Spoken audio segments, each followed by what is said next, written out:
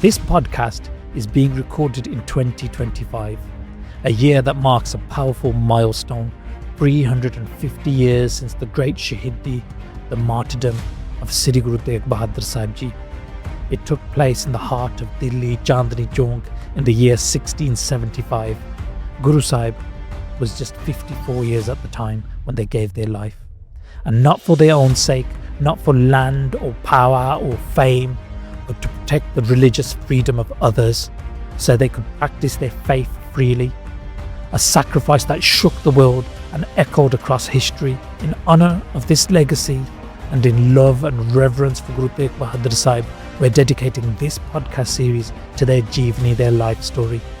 And not just the history, but the spirit behind it, the journey, the choices, the teachings, the lessons, the strength, the courage and the power. We will begin where all great stories start, at the divine birth. We'll walk through Guru Sahib's childhood, their marriage and deep spiritual practice and intense training in Shastra Vidya, that these things define their early years. Then we will look at the stories of their siblings as they are deeply related to Guruji's own story. We'll explore the power of their intense meditation, 26 years, 9 months and 13 days of bhakti. We will look at the depth of their compassion and how they rose humbly but powerfully to become the 9th Guru of the Sikh, to be seated on the eternal throne of Guru Nanak Dev Ji. From there, we'll follow Guru Tegh Bahadur Sahib Ji through their extensive travels, the missions and the message, the values embodied and the challenges faced, including assassination attempts and shootings. We'll reflect on Guru Sahib's writings, the Shabads and the Bani. Guru Sahib gave us a treasure chest of 115 Shabads across 15 different rags and saloks, which can all be found in our eternal Guru, Sri Guru Granth Sahib Ji. And as we move forward in this series, we'll witness the birth of their son, Gobind Rai, who would go on to become the 10th Guru, Sri Guru Gobind Singh, the most divine warrior and father of the Khalsa Panth. Finally, we'll arrive at the deeply moving chapter that changed everything, the events that led up to Guruji's Shahidi in Delhi, and why this still matters and counts centuries later. This isn't just history, it's a living legacy, one that continues to guide, inspire and uplift. So join us as we journey through the great life of Sri Guru Tegh Bahadur Sahib Ji, the personification of mercy and sacrifice, the true warrior of the sword, the true warrior of truth. Guru Tegh Bahadur Sahib Ji was born into a lineage unlike any other. He was the youngest son of the 6th Guru, Guru Har Gobind Sahib Ji. His mother was Mata Nanaki, a woman of deep faith and grace. His roots ran deep in the soil of spiritual strength and sacrifice. His grandfather, none other than Guru Arjan Dev Ji, the 5th Guru, the very embodiment of courage and devotion, the crown jewel of all the Shaheeds, the martyrs. Guru Arjan Dev Ji gave their life after enduring brutal torture for many days, never once turning from the truth, never backing down, never screaming out. They sacrificed for the truth, for us, showing us the way. And that same spirit of sacrifice, the light lit by Guru Arjan Dev Ji, would blaze again through their grandson, Guru Tegh Bahadur. His grandmother was Mata Gangaji, known for her wisdom and strength. And going back one more generation, Guru Tegh Bahadur Sahib Ji's great-grandparents were Guru Ram Das Ji, the 4th Guru, and Mata Pani Ji, a legacy of spirituality, service and divine connections, all in one bloodline. In the early hours of a serene morning at precisely 2:55 a.m, Guru Tegh Bahadur Sahib Ji entered this world. The moment was magical. His presence was like that of a full moon on a dark night, radiant, calm, casting a peaceful glow over everything. Mata Nanaki Ji cradled her newborn son as Sevadars gathered around. A quiet sense of awe filled the air.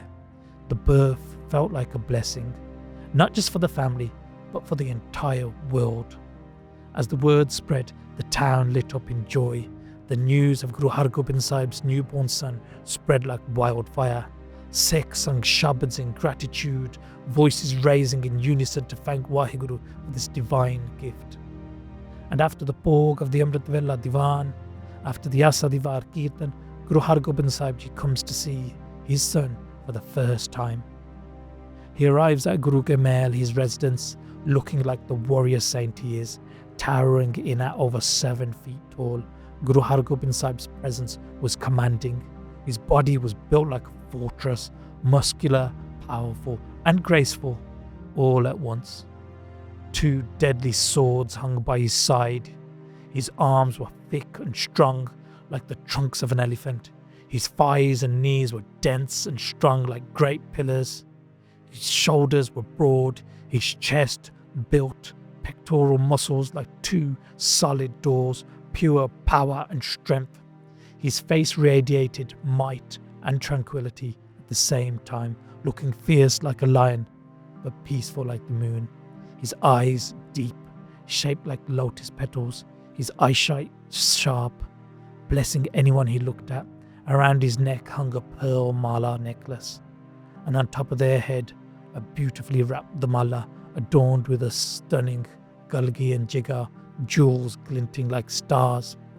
He entered the room in silence, accompanied by 3 great Gursikhs, Baba Buddha Ji, Bhai Gurdas, and Baba Bidhi Chand. Together they approached Mata Nanaki, who was lovingly holding her newborn in her arms. And in a moment both tender and profound, Guru Har Gobind Sahib bowed his head and gently touched the soft feet of his newborn son. Then, in a voice full of love and certainty, he spoke to those gathered. This child carries the honourable spirit of his grandfather, Guru Arjan Dev Ji. He has been sent by Waheguru for a great purpose, and one day he will be known across the world as the protector of the weak and the voice of the voiceless. He will rise like the sun above the ocean of worldly attachments to bring justice, courage and freedom for all. And with that, Guru Har Gobind Sahib Ji named him Tegh Bahadur, the brave wielder and warrior of the sword, a name that foretold a destiny of fearlessness, bravery and sacrifice, unwavering righteousness. Mata Nanaki Ji's eyes were filled with tears of joy. She kissed her son's forehead as the room overflowed with celebration. Soon the entire city joined in. Happiness and excitement filled the streets. Flowers were strung across doorways. People came in waves to offer their congratulations. Langar was set up everywhere. Kara Prasad was made with great love and given to everyone. The rich, the poor, the young, the elderly. Everyone came in joy. Groups of women dressed in their very best, finest clothes, adorning their fine jewelry, blinging, visited Mata Nanaki Ji, and they sang songs of happiness and celebration. The air was full of laughter and gratitude. It was a moment that would be remembered forever. The 5th son of Guru Har Gobind Sahib Ji had been born, and with him a new chapter in Sikhi and Sikh history had begun. From a very young age, Tegh Bahadur Ji showed signs of a soul deeply connected to the divine. His heart was full of love for Waheguru Akal Purkh, and worldly pleasures meant nothing to him. Luxury, materials, comfort, status, all these things had no appeal. One moment from his childhood says it all. It was his elder brother's wedding, Baba Gurditta Ji's wedding, a big celebration. Guru Tegh Bahadur Sahib Ji was gifted beautiful, expensive clothes to wear, fit for such a grand occasion. But as he walked through the village, he saw a poor child, barely clothed and exposed to the elements. Without hesitation, Tegh Bahadur took off his own wedding outfit and gave it to that child. No one asked him to. He didn't do it for praise or recognition. It was pure instinct, pure compassion. He simply saw someone in need and gave what he had, the clothes off his own back. That was his nature, gentle, selfless, and profoundly kind. Even as a child, his heart was drawn not to fame or fortune, but to those who lived the truth and spiritual awareness. He saw no difference between people, no boundaries of caste, religion, or wealth. If someone carried light in their soul, that was enough. That was the company he kept. He spent hours in the presence of enlightened souls like Guru Bhai Gurdas Ji, Baba Buddha Ji, and Baba Bidhi Chand Ji. He did seva humbly and quietly, and he listened, always listening, always learning. But the one whose company he cherished the most was his father, Guru Har Gobind Sahib, the sixth Guru. Guru Tegh Bahadur Sahib Ji would sit for hours at his father's charan, their feet, soaking in every word, every moment. He never demanded attention. He was softly spoken and reflective, deeply meditative always. He walked with his gaze lowered in humility. And Guru Har Gobind Sahib Ji saw the depth of his son's spirit, so much so that he would often seat Tegh Bahadur beside him or even on his lap with deep affection. As a young child, Guru Tegh Bahadur Sahib Ji was loved and adored by his elder brothers, and especially his sister Bibi Viro Ji. She would play with her little brother and care for him with great love and affection, always carrying him around and seating him on her lap, always eager to take care of him. And from early on, Tegh Bahadur Ji was given a full education, as was the tradition of the House of the Gurus. He was trained not just in Bani and philosophy, but in poetry, languages and music. He became fluent in Persian, Gurmukhi, Sanskrit and Arabic. He studied logic, arithmetic, history and metaphysics under the guidance of Guru Bhai Gurdas Ji and Baba Buddha Ji. And he was not just a scholar, he was also a warrior. Baba Bidhi Chand Ji and Baba Buddha Ji trained him in the art of combat, Shastra Vidya, horse riding, archery, swordsmanship, and the deeper spiritual discipline and martial knowledge of ancient warriors. As a youngster, much of his time was spent amongst the warriors of the Guru. Bende Khan, Baba Mohan Ji, Bhai Gopala, Bhai Paraga, Jati Malik, Bhai Dayal, Bhai Hira and Tira, Bhai Dayachand, and many more. Guru Tegh Bahadur Sahib Ji grew up around horses, hawks and war elephants, shastras, weapons of different types of swords, talwara, tege, sarohiya, halabbiyan, janabbiyan, fulad, khande and safs, spears, barshe, peshkabs, katara, karda, tala, shield, sanjog, dastane, chakkar, tir, kaman, bows and arrows, guns and cannons. He trained hard and he fought even harder. It was clear the name Tegh Bahadur, meaning brave wielder of the sword, fit him perfectly. Yet, despite all his strength, all his knowledge, what stood out most about the young Tegh Bahadur was his heart, a heart full of bairag, deep soulful detachment from ego and delusion, a heart that felt the suffering of others, a heart ready to give, ready to serve, and eventually ready to sacrifice. When Guru Tegh Bahadur Sahib Ji was just 7 years old, they see their father going to war and fighting against the tyrannical forces of Shah Jahan in the Battle of Amritsar. Shah Jahan was the fifth Mughal emperor, the third son of Jahangir, and he was oppressive and full of ego, thinking he was the master of the world. But Guru Tegh Bahadur Sahib Ji's father, Guru Har Gobind Sahib, would let it be known that this was false, and the true master of the world is Akal Purkh Vaheguru, not Shah Jahan. Shah Jahan is nothing but an insect in front of Akal Purkh. And in this battle, Guru Har Gobind Sahib Ji would shatter the ego and pride of the enemy like a mirror being smashed into thousands of pieces after being struck by a great sledgehammer. And in this great and bloody battle, Guru Har Gobind Sahib killed 7,000 soldiers of the enemy.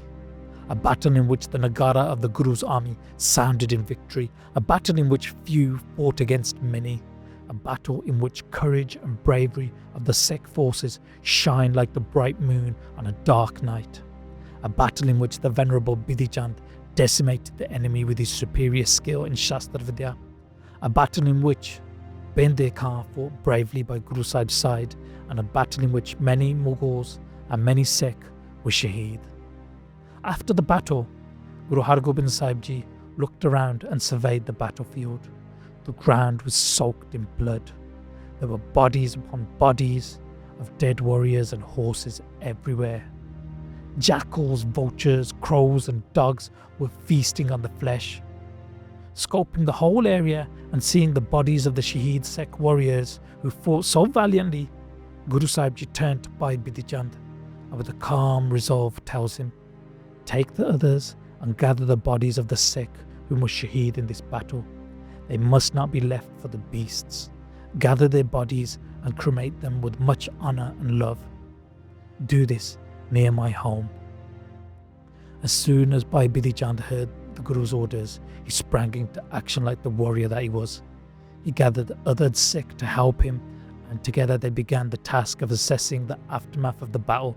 With care and reverence, they began to follow the orders and gather the bodies of their fellow warriors, the Shaheed Singhs, the martyrs. They were brought to Guruji's own doorstep. A large funeral pyre was being prepared just beside Guru Sahib's home. The firewood that had been gathered for an upcoming wedding, that of Guru Tegh Bahadur Sahib's sister Bibi Viroji, was now being used to honour the dead. A celebration of union became a celebration of sacrifice. Guru Har Gobind Sahib Ji themselves sat close to the bodies of the Shaheed Singhs, and he was reciting Gurbani, their voice calm and filled with love, filling the heavy air with divine remembrance. One by one, the Shaheed bodies of the fallen were laid gently close to Guruji. In the midst of this, two warriors, Bhai Mohanji and Bhai Gopalaji, were found still alive. They still had breaths left to take. Without delay, Bhai Bidhi Chand picked them up and began to carry them towards Guruji. Guruji also stood up and started to walk towards them. And in those final moments, Guruji came to be by their side. Guru Sahib took their own hazuriya and wiped the faces of his beloved Sikh, looking at the two warriors, Bhai Mohanji and Bhai Gopala. With deep affection, Guru Sahib Ji spoke, his voice soft and full of warmth. "Mohan, Gopala, you are very dear to me. Ask for anything. The doors of Guru Nanak Dev Ji are open to you. There's nothing I wouldn't give you right now. If you wish to stay in this world, if you want kingdoms, comforts, or every joy this world has to offer, it's yours. Just say it. I'm truly pleased and happy with you. Don't hold back. Ask freely." Bhai Mohanji, mustering his strength, put his hands together and spoke gently with much humility in his voice. "Guruji, both Gopala and I served in your army.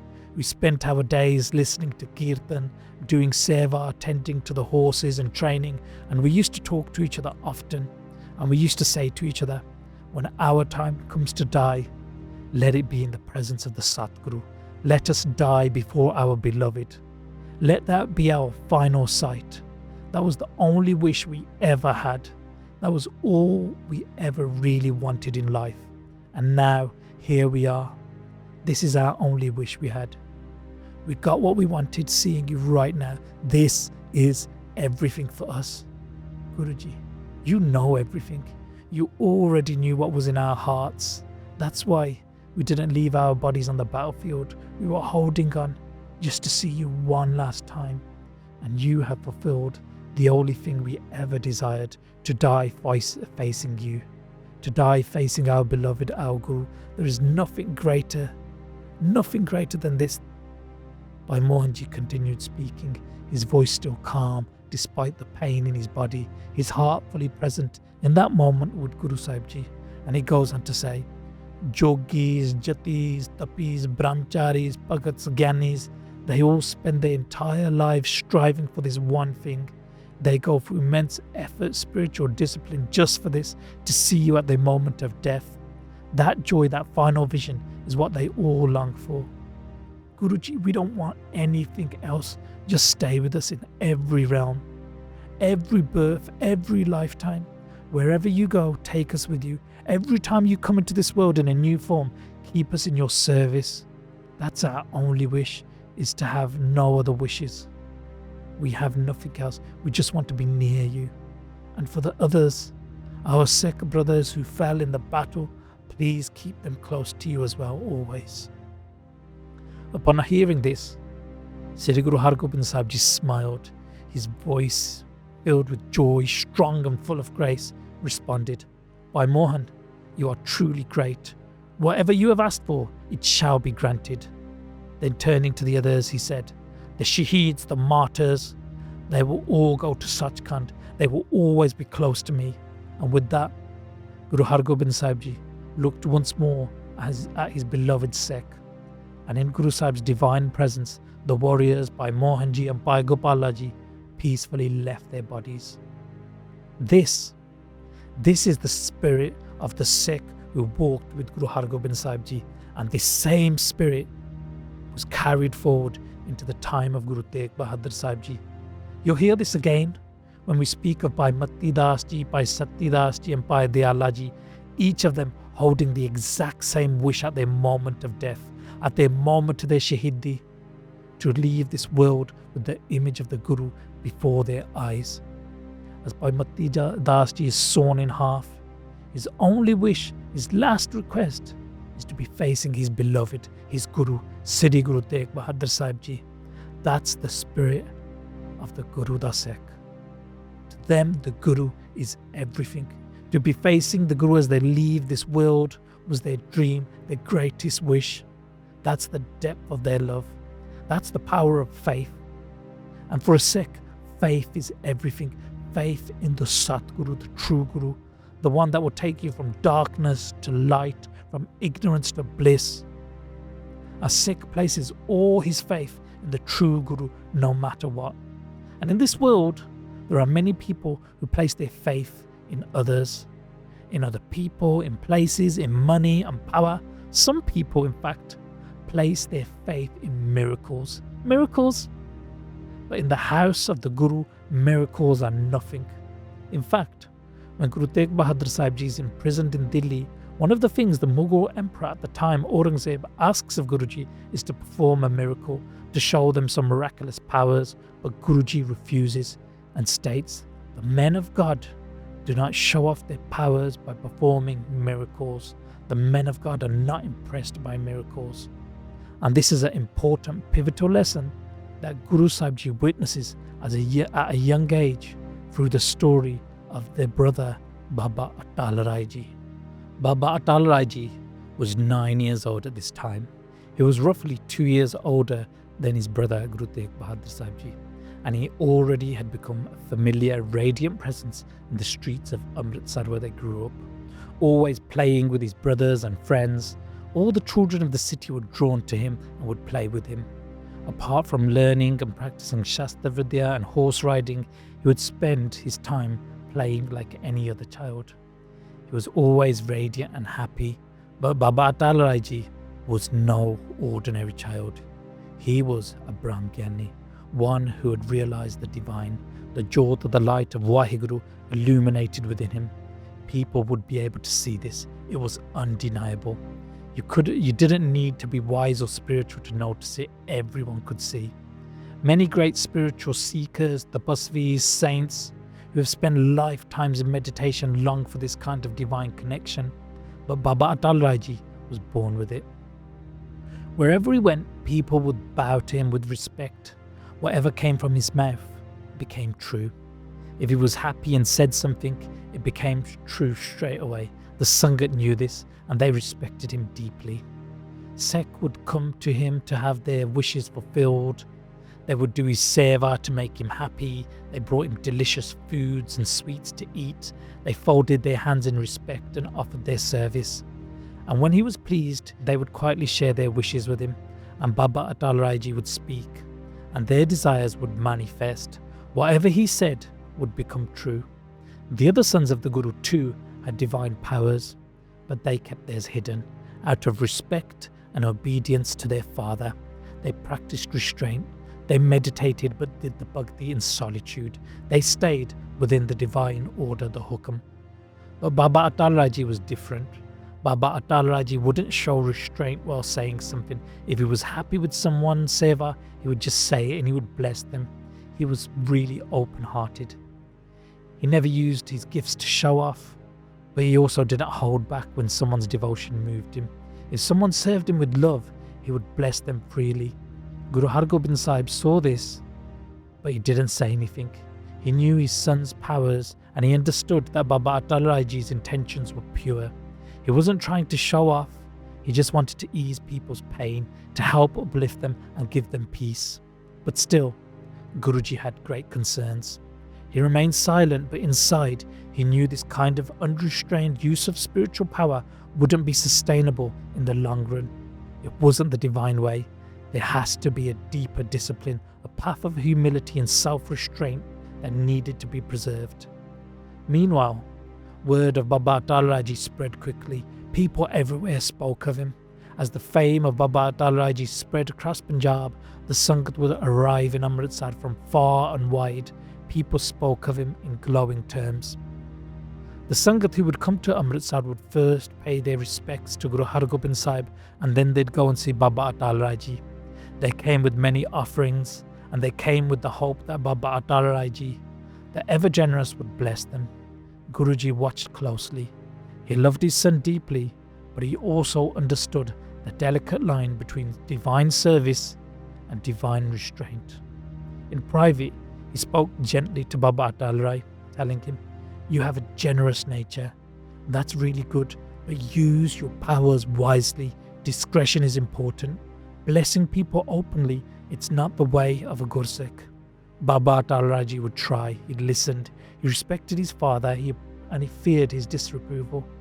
He wanted to make his father happy, so he would hold back. But then when he saw people suffering, his heart would melt and he'd bless them anyway. That was his spirit. Amongst those close to Baba Atal Rai Ji who would play with him was a boy named Bhai Mohan, the son of Bhai Gurmukh Ji, a wealthy businessman in Amritsar. Mohan was the same age as Baba Atal Rai Ji. They were both 9 years old, and every day they would play together among the other children, running in the streets, laughing and wrestling like all children do. And one evening, they were playing a stick and ball game, Kiddo Kuddi. It's kind of like hockey. The kids took turns in hitting the ball, running after it, competing like kids do. Sometimes they won, sometimes they lost, and arguments flared, friendly ones, about who scored, who cheated, and whose turn it is to go next. Soon the sun started to set, and the game came to a natural end. They were tired, and it was time to go home. As they gathered their things, Baba Atal Rai Ji turned to Bhai Mohan and said, "It's dark now, we'll stop for today. But I won this game, everybody saw it, you owe me the next play. So tomorrow morning, you start the round, it's your turn, don't forget." Mohan smiled and repeated, "All right, I'll take the turn tomorrow. I'll go first tomorrow, and tomorrow I will win." And with that, they all went home. But that night, while they slept, Mohan was bitten by a black cobra snake. His family did what they could to save him, but by the morning, he was dead. His mother and father were devastated. Their cries pierced the silence of the morning. The neighbours came running. The sorrow spread like wildfire, and as it did, some came and beat their chests, crying loudly, while others sat quietly, weeping beside the grieving parents. The news spread through Amritsar. From home to home, the city mourned the death of Gurmukh's boy. A great misfortune, the only son taken by a snake in the night. Baba Atal Rai Ji woke up like any other day in the early hours of the morning, and after his Nitnem and meditation, bright and full of energy, he came out to play. Headed out to the ground where they used to play the stick and ball hockey game. All the other children and Sevadar were already there. Happy to see his friends, Baba Atal Rai Ji looked around and asked, "Where's Mohan? It's his turn to go first today. Looks like he's trying to skip his turn. Go to his house and call him. He owes us the next round." So one of the Sevadar nodded and ran to Mohan's home. But what he found was the pure heartbreak. The 9-year-old Mohan lay dead, the whole family weeping and mourning. So the Sevadar rushed back and told Baba Atal Rai what had happened. Baba Atal Rai Ji's smile faded. His heart sank. Without saying a word, he and the other children ran straight away to Mohan's house. From a distance, the cries could be heard. When Atal Rai Ji entered, the weeping family looked up. They saw the son of Guru Har Gobind Sahib Ji standing before them. With folded hands, they greeted him, and through their tears, they welcomed him. "Baba Atal Rai Ji, son of the Guru, your friend has died. A black cobra took him from us. It came in and bit him last night.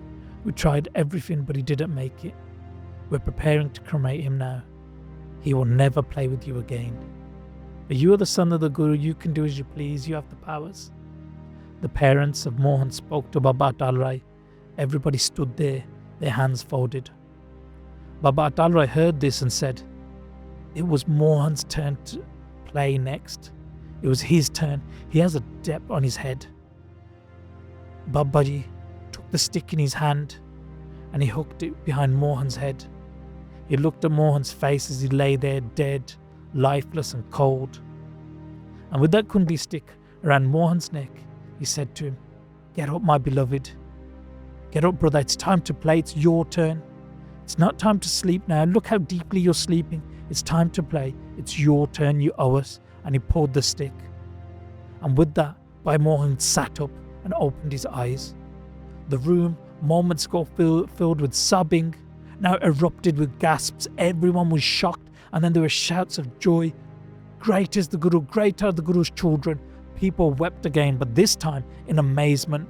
The neighbours shouted Jakare in Baba Atal Rai's name. The news of this spread throughout the city. Baba Atal Rai brought Mohan back to life with nothing but his stick and his love. The news spread to everyone. Sri Guru Har Gobind Sahib Ji at this time was sitting at Sri Akal Takht Sahib with their Sangat, speaking to them with joy. A Sikh came to Guruji and told them, your son, Baba Atal Rai is being praised through the whole city because he has brought his friend Bhai Mohan back to life. The boy had died last night after being bitten by a black cobra. Upset by this, your son went to his home this morning and placing his kundi, his stick, around Mohan's neck, he told him to rise, and Mohan rose. Guruji heard this and was surprised. Guruji stayed quiet and sat silently for a long time. He didn't speak. The joy in the room faded. A long pause followed. But after a while, he got angry and he thought to himself, what is this that Baba Atal Rai has done? If more people hear of this, what will happen? The kingdom of sinners is radiant right now. If the Badshah or his son dies, they will bring him here and tell us to revive him again and make him alive. They will try to be humble and ask, or they will try and show their powers to get us to forcefully resurrect their people. Many people will all line up here. They will want us to resurrect their dead and perform miracles. If we say yes, we disrupt the flow and the laws of nature, and we are not here to interfere with Parameshwara's Vahiguru's will. If someone dies, it's by Vahiguru's command. To undo that is to go against the hukam. If I let this go because he's my son, he won't stop. People will not stop asking him, and he will continue resurrecting people. Such is his nature. People will not stop, and they will mess up the dimensions. There is no praise in this. This is disruption. I must draw a line. For over an hour, no one dared speak. And then Baba Atal Rai arrived. He came in as usual, smiling, playful, dust on his clothes, his kundi stick in his hand, the sound of his jewelry softly clinking as he walked, and he bowed before his father. But Guruji didn't return the smile. His voice was stern.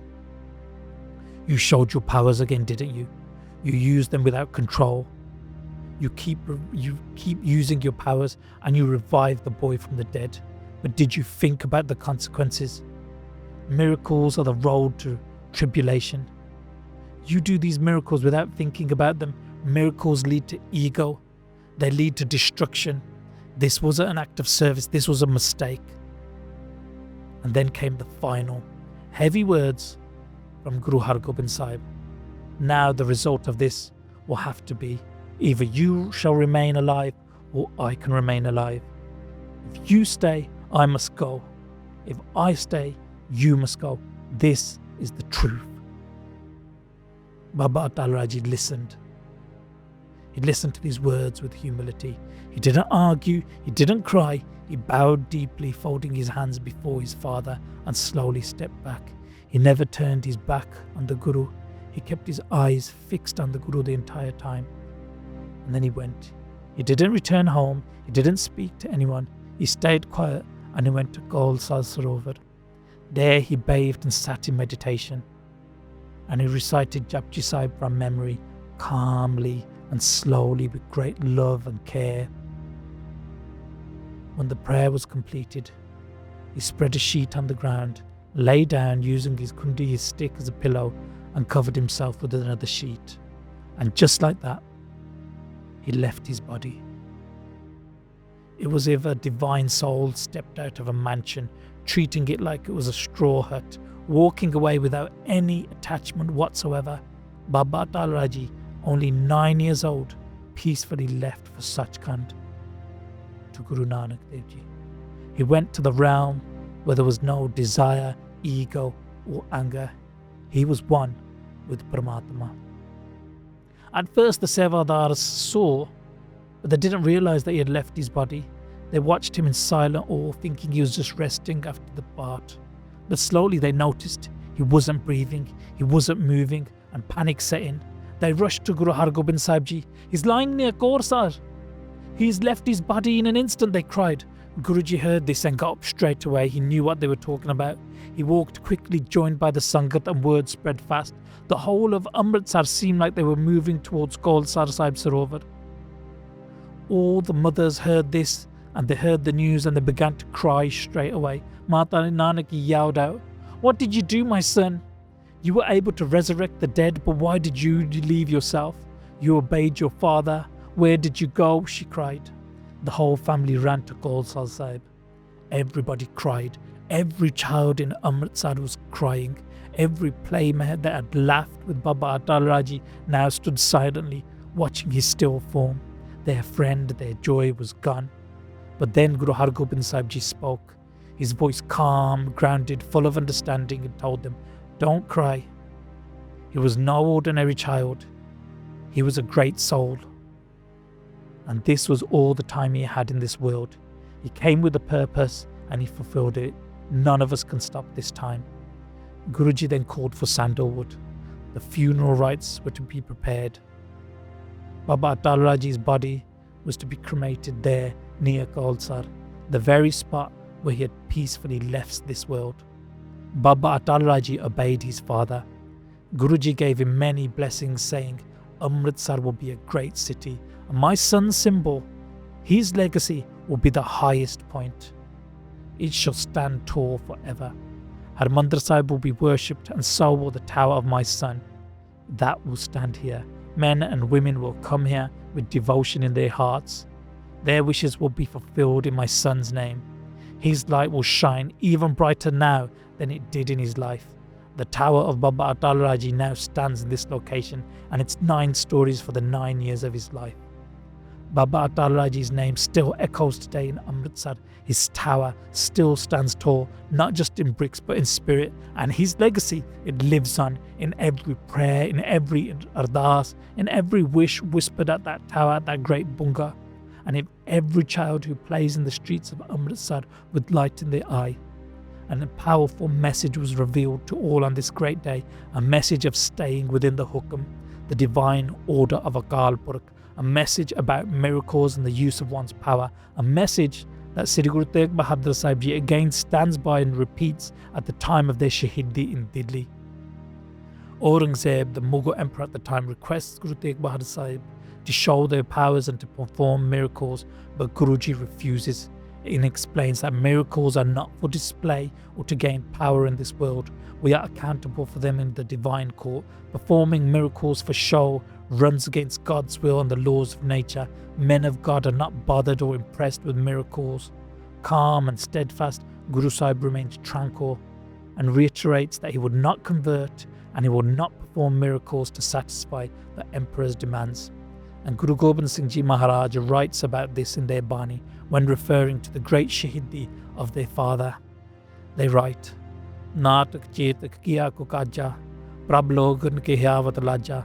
The miracles and the performance of miracles and such malpractices is condemned by the saints of the Lord. Referring to Guru Tegh Bahadur Sahib Ji refusing to show miracles to avoid the death sentence. And Guru Tegh Bahadur Sahib Ji learnt so much from their father and the stories of their siblings. And Guru Tegh Bahadur Sahib Ji too had much love for their father, and Guru Har Gobind Sahib Ji always had much love for Guru Tegh Bahadur Sahib, knowing what they witness and what they are taught, they will carry with them in the future. Guru Har Gobind Sahib Ji would always greet his youngest son, Tegh Bahadur with warmth and affection, sometimes seating him close and other times lifting him lovingly onto his lap. From a young age, the quiet, deep-thinking Tegh Bahadur showed he wasn't just gentle by nature, but there was a divine stillness in him, a focus that went far beyond his years. Even as a child, he showed the heart of a true Sikh, humility, strength, and deep spiritual grounding. He didn't just learn these virtues, he lived them. And as he grew older, his education deepened. He studied theology, logic, metaphysics, and he learnt about other faiths and other worldviews, absorbing it all in with grace and insight, and at the same time, continuing his practice of Shastra Vidya, swordsmanship, archery, and horsemanship. Some time had passed since Baba Atal Rai Ji left for Sachkhand, and Guru Har Gobind Sahib Ji was sitting at Sri Akal Takht Sahib. And one day, a humble Sikh by the name of Bhai Prem Chand Ji came forward and did a benti, proposing for Baba Suraj Mal Ji, Guru Sahib's second oldest son, and proposing for his marriage to his daughter, Bibi Khem Kaur. Guru Sahib approved, and Baba Suraj Mal and Bibi Khem Kaur got engaged. Bhai Prem Chand Ji was really happy. He saw his daughter as fortunate to be married into the Guru's house. He bowed low to Guruji with great love and humility, and the wedding date was fixed. And before long, the wedding day arrived. The city was alive with celebration and joy. Amongst the guests gathered for the celebrations, there was a woman named Mata Bishan Kaur. And during the festivals, she noticed the young Tegh Bahadur, handsome, calm, and radiant with spiritual energy. And quietly, she inquired about him and learnt he was not yet married. He was still quite young, and straight away she went to her husband Lal Chand and spoke with excitement.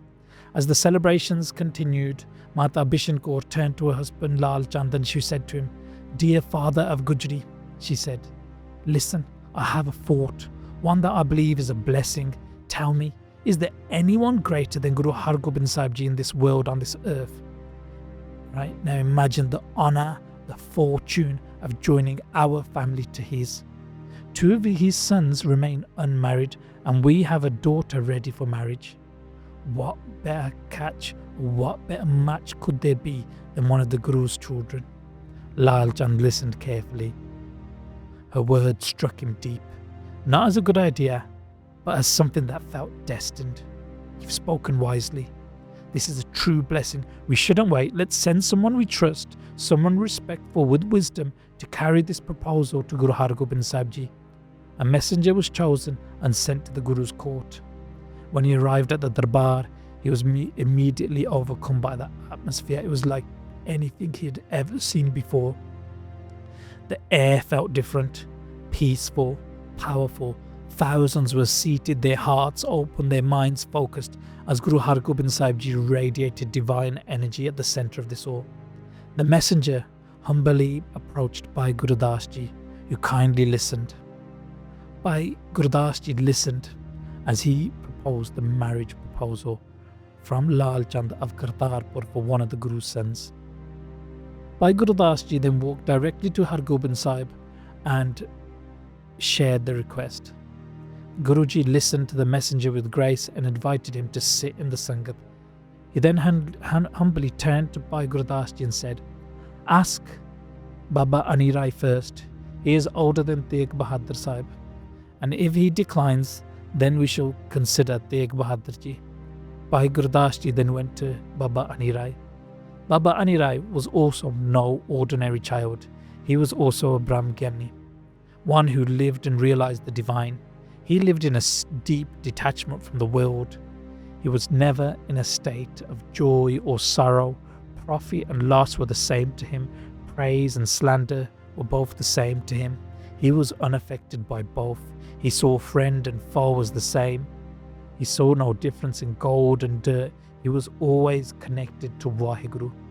He had chosen a life immersed in Naam, in stillness, in love of the divine. Bhai Gurdas Ji sat next to him and told him about the engagement, and Baba Ani Rai replied, "Why ask me about marriage? It holds no place in my journey. My path is not one of attachment. But then Bhai Gurdas Ji started to explain to him, this is the way of the world.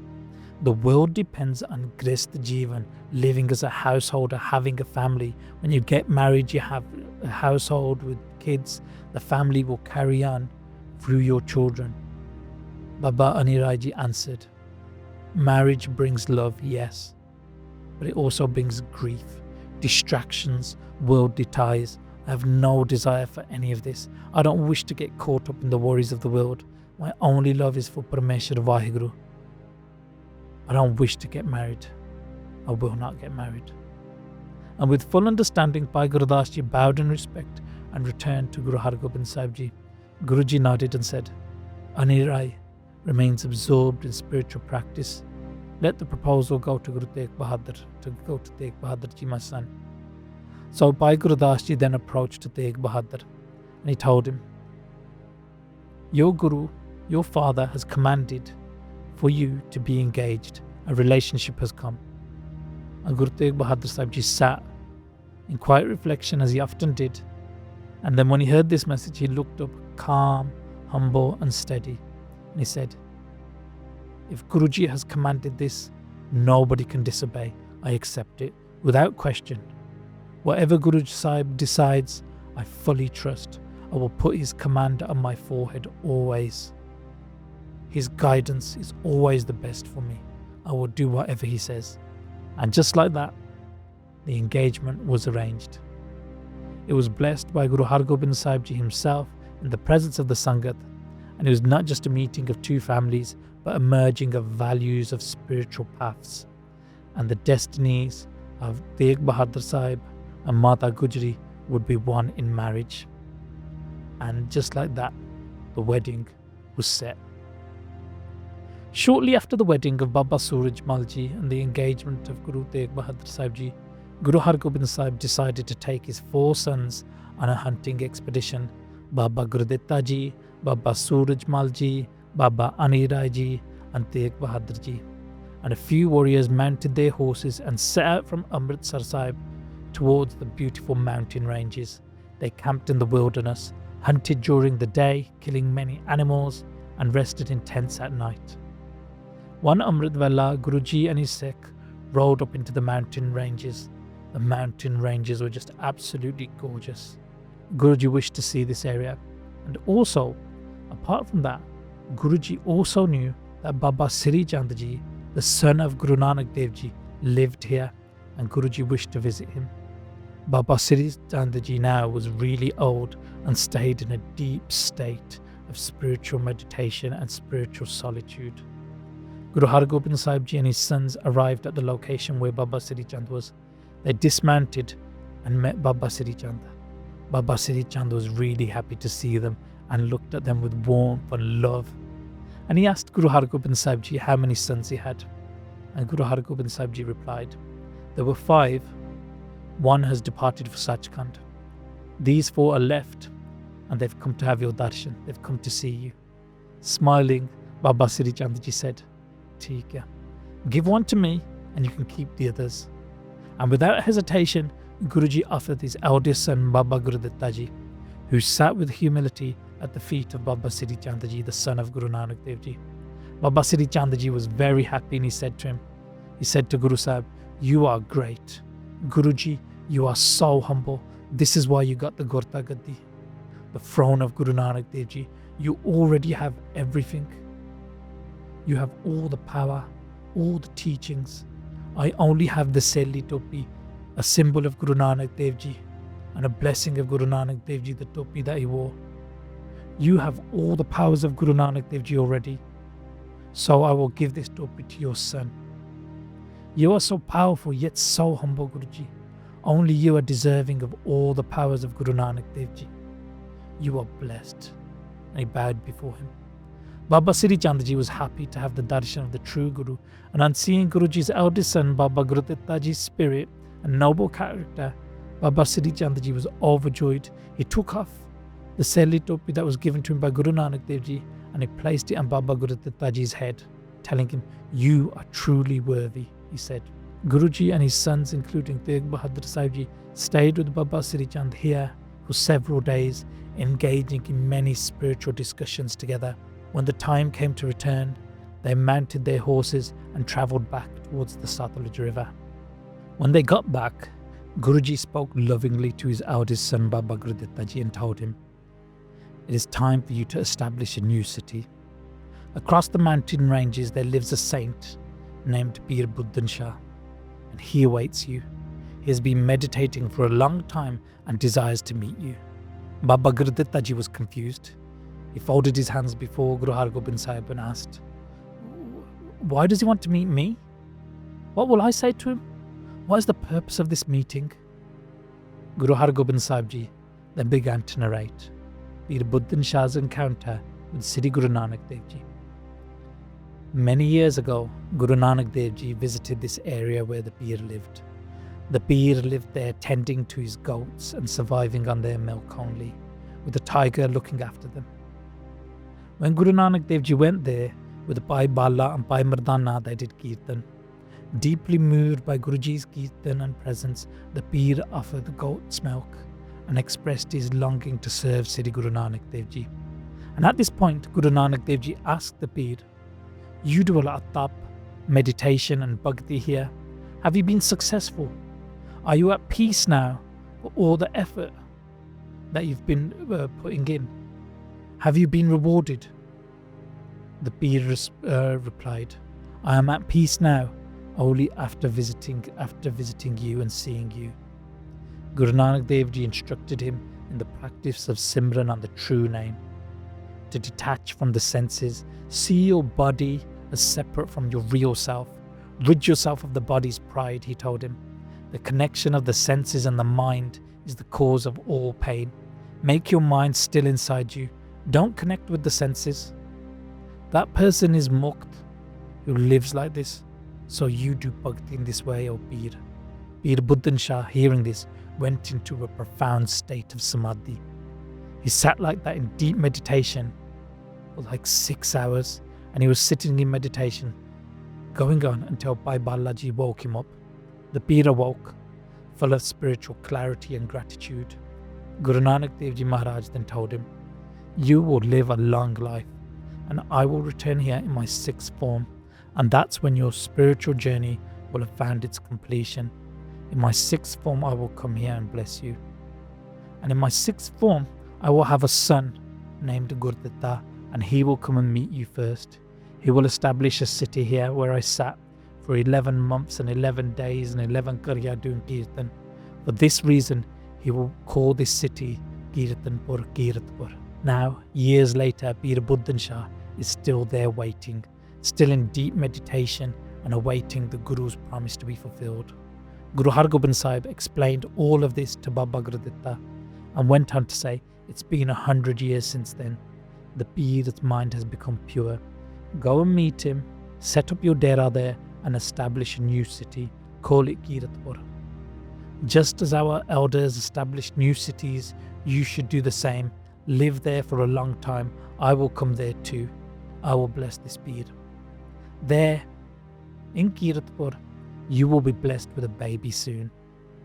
You have a son, and he will sit on the Gaddi, the throne of Guru Nanak Dev Ji. He will also stay there in Kiratpur for a long time with love, and he will bless many others. So go now and do these tasks. It is a good time to establish a new city, so go without delay." Baba Gurditta Ji, upon hearing this from his father, prepared for the journey with joy. He fastened his weapons and mounted his horse and set off. His wife Mata Natti Ji and their young son Tirmal accompanied him in a chariot, alongside some warriors and masans. He also took a large sum of money from Guruji so he could start this massive project. After 3 nights, they reached the area where Pir Buddin Shah resided. The Pir, who was now old and weak, his body was like weak and small and he was very skinny. He immediately recognized the prophecy being fulfilled. He remembered Guru Nanak Dev Ji's words that their son will come here and drink the milk offered. Baba Gurditta Ji, on arriving, said to the Pir Buddin Shah, "O saint, wake up. Give me some milk to drink. I am the son of the Guru. I am hungry and I have travelled a very long way." Bir Buddin Shah served him goat's milk with great love, and he recalled the divine encounter many years earlier with Sri Guru Nanak Dev Ji. And Baba Gurditta Ji confirmed the story, and he told him, my father told me the exact same. And he asked the Pir where he should build this new city. And with folded hands, Bir Buddin Shah told him, that mountain, this mountain here, is where Guru Nanak Dev Ji meditated and did Kirtan. Build the city here. The land will become the foundation of the future. Your father will come here too. A great battle will take place during which your father will kill many Mughals, and after that they will come here alongside the family and many Sikh. Your son and grandson will reign here. They will sit here on the throne. They will live here for a long time. This city will become the center of Sikhi. Sikhi will spread from here. I remember this because this is what Guru Nanak Dev Ji told me. They told me everything. And I will see your father, the sixth Guru, as well. After seeing them, then I will leave this world. I did bhakti with Guru Nanak Dev Ji's blessings, and now I wish to see him once more, one more time. And then, after seeing your father, I can go. Following this sacred guidance, Baba Gurditta Ji surveyed the land and called many craftsmen and workers. And after meditating, doing bhakti, reading Bani and doing an ardas, Kara Prasad was made and distributed to everyone. And then the construction of homes began, and people from all walks of life, different places and castes, came together here, including farmers and merchants, warriors and craftspeople, all came to settle in this new area. Baba Gurditta Ji made sure everyone had what they needed and felt welcomed. The city of Kiratpur was born, rooted in divine prophecy, love and service. And in the days that followed, Baba Gurditta Ji's wife Mata Natti Ji became pregnant, carrying within her the soul that would become the seventh Guru. And as the child grew within her, so did the spirit of Sikhi continue to blossom in the sacred land of Kiratpur. Each day the child within her womb grew stronger, and Baba Gurditta Ji often reflected upon the destiny of this unborn soul. A great soul is coming, he thought to himself with wonder.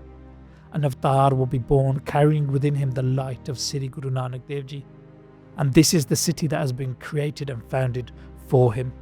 And that is why it is called Kiratpur Sahib.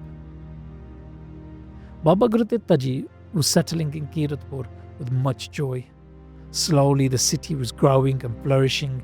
People from all walks of life were settling there, and Babaji welcomed them all with open arms.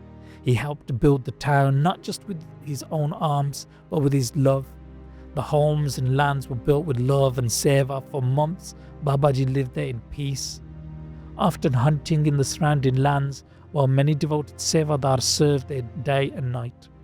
Baba Gurditta Ji gave generously, money, food, blessings. He had sweet speech and he respected everyone. He carried with him the blessings of his father and of Baba Sri Chand Ji, the son of Guru Nanak Dev Ji.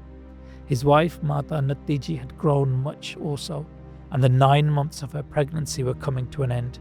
The time for labour was near. It was a joyful time. Joy and bliss spread in the city. And one day, everyone became happy, all of a sudden extra happy, without even knowing why. And during Amrita Vela, a beautiful baby boy was born, a radiant and divine soul. People heard sunk, conches that were being blown and bells that were being sung by the Devta who were performing Aarti, celebrating the divine birth. People could hear the sound, but they didn't know where the sound was coming from. Baba Gurditta Ji was overjoyed. News of this birth spread quickly, and everyone came to offer their congratulations. Beggars were given generous gifts. Servants were showered with rewards. There was singing, laughter and joy in every corner of Kiratpur. Following the family tradition, Baba Gurditta Ji wrote a letter to his father, Guru Hargobind Sahib, in Amritsar and sent it with a messenger. He said in the letter, "Your second grandson has been born in Kiratpur as per your blessing. Please name the child." He sent the message with a trusted Sikh who made the journey from Kiratpur to Amritsar over a few days. When the Sikh arrived, he brought prasad and bowed before Guru Hargobind Sahib. He shared the news of the birth and Guru Sahib's face lit up reading the letter. A grandson, he smiled, a blessing, and celebrations began immediately. Drums and flutes were played at the gates.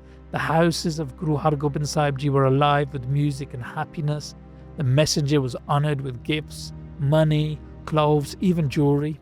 Beggars came and were given donation. The wives of Guru Hargobind Sahib were so happy and radiant with joy, preparing for the days of celebration. Dundubs, flutes and drums echoed through the streets. Anyone who heard the music came running to find out what's happening, and the news spread far and wide. Guru Hargobind Sahib Ji's grandson has arrived. Sri Guru Hargobind Sahib Ji saw the new child as the heir to the Gaddi of Guru Nanak Dev Ji, and he pronounced this child's name should be Sri Har Rai. Guruji ordered for gold bracelets to be made for him, encrusted with diamonds and jewels. Fine silk clothes were stitched with golden embroidery. Sweets and delicacies were prepared. Matiyanya, barfi, huge jalebiyan and laddu were distributed to everyone. Many gifts were wrapped with great care and sent to Kiratpur immediately. A new wave of celebration began. The entire family, every relative, every member of the Sangat were filled with joy. The child was born with the light of destiny in his eyes. And so, the earthly journey of the seventh Guru, Sri Guru Har Rai Sahib Ji, had begun. After some time, a deep longing grew in Baba Gurudetta Ji's heart when he was in Kiratpur. He wished to see his father, Guru Hargobind Sahib. He prepared for the journey, along with Mata Natti Ji and their two sons, Baba Tirmal, who is around 7 years old, and the infant Guru Har Rai Sahib Ji, and they set off from Kiratpur Sahib.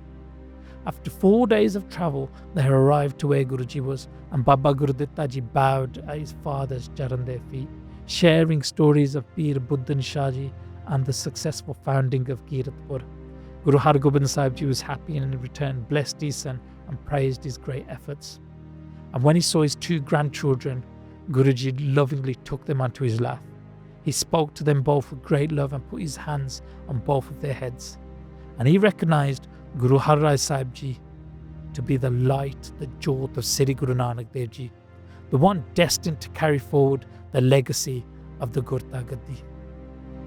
And after some time had passed, during which even the great battle of Gurusar took place, where Guru Hargobind Sahib and the Sikh forces decimated the armies of Lalla Beg and Kamar Beg. After this, the time for the wedding of the young Guru Tegh Bahadur Sahib Ji arrived. As per the tradition of the time, they got married young. Baba Lal Chand and Mata Bishan Kaur, the respective parents of Mata Gujri Ji, sent the wedding invitation, the Sahi Chitti, to Guru Hargobind Sahib. Guru Sahib accepted the proposal and prepared for the wedding to begin. And with boundless joy and festivity, he gave Agya.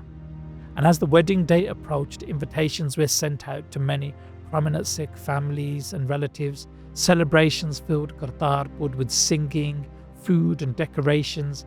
Devotees came from far and wide to witness this grand occasion, the wedding of Tegh Bahadur. A divan would occur every single day with Guru Sahib in the court. Everyone sat and listened to the kirtan with joy. Delicious foods were made daily. The atmosphere was just absolutely magnificent, just blissful. Everyone felt fortunate to be there. The beggars came to collect charitable donations. They received money and clothes. They sang the praises of Guruji in various ways. And many days passed like this.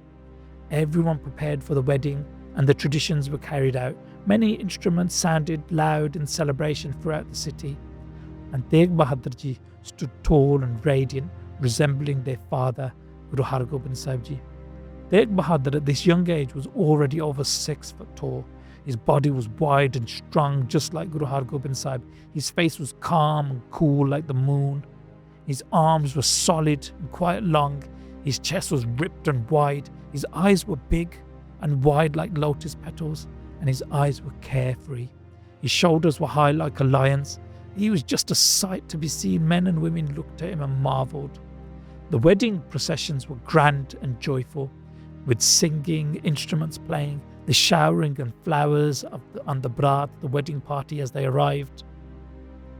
The family of Baba Lal Chandji sang Gurbani Shabads to welcome Guruji and the Baraat. Baba Lal Chandji, the father of Mata Gujri, bowed down low in humility and grabbed Guru Sahib's charan during the milni. Guruji lifted him up by the shoulders and held him and hugged him tight. Everyone was happy seeing this. It wasn't a typical milni where people try and pick each other up. Straight away, Baba Lal Chandji just bowed before the Guru and Guru Sahib picked him up. Everyone laughed and was happy. They all then went inside Baba Lal Chandji's home and the wedding preparations were ready. Sri Guru Tegh Bahadur Sahib Ji came to the door of his new in-laws. He was given sagan at the door. The family did their traditions, including singing, which included playful teasing, and this is known as Sitriyan. They all then joked and made everyone laugh. After the traditions, the Baraat was set up in their dera. They had lots of noise in the village. Everyone was just in bliss, just next level happy. The wedding of Guru Tegh Bahadur Sahib Ji was celebrated with immense joy and splendour. And in the evening, the Baraat, the wedding procession led by Guru Tegh Bahadur Sahib Ji, accompanied by music and fireworks, went to Baba Lal Chandji's home for a grand dinner. Guru Har Gobind Sahib Ji was seated respectfully and everyone was served delicious food of different tastes, sweet and salty, everything. It was just magnificent. And at night, the marriage ceremony began between Tegh Bahadur Ji and Mata Gujri Ji. They completed the traditional ceremonies, the lava, the fere, and with much love and respect and celebration. And in the morning, the family and the guests enjoyed the kirtan and the katha, the divine gathering in Guruji's court. The wedding festivities lasted for 3 days. And after the wedding, the Baraat returned to Kartarpur. Greeted by songs and celebrations, Mata Nanaki Ji joyfully welcomed the couple and performed the family traditions as they entered the new house. The family stayed together for several days and enjoyed the bliss of this reunion.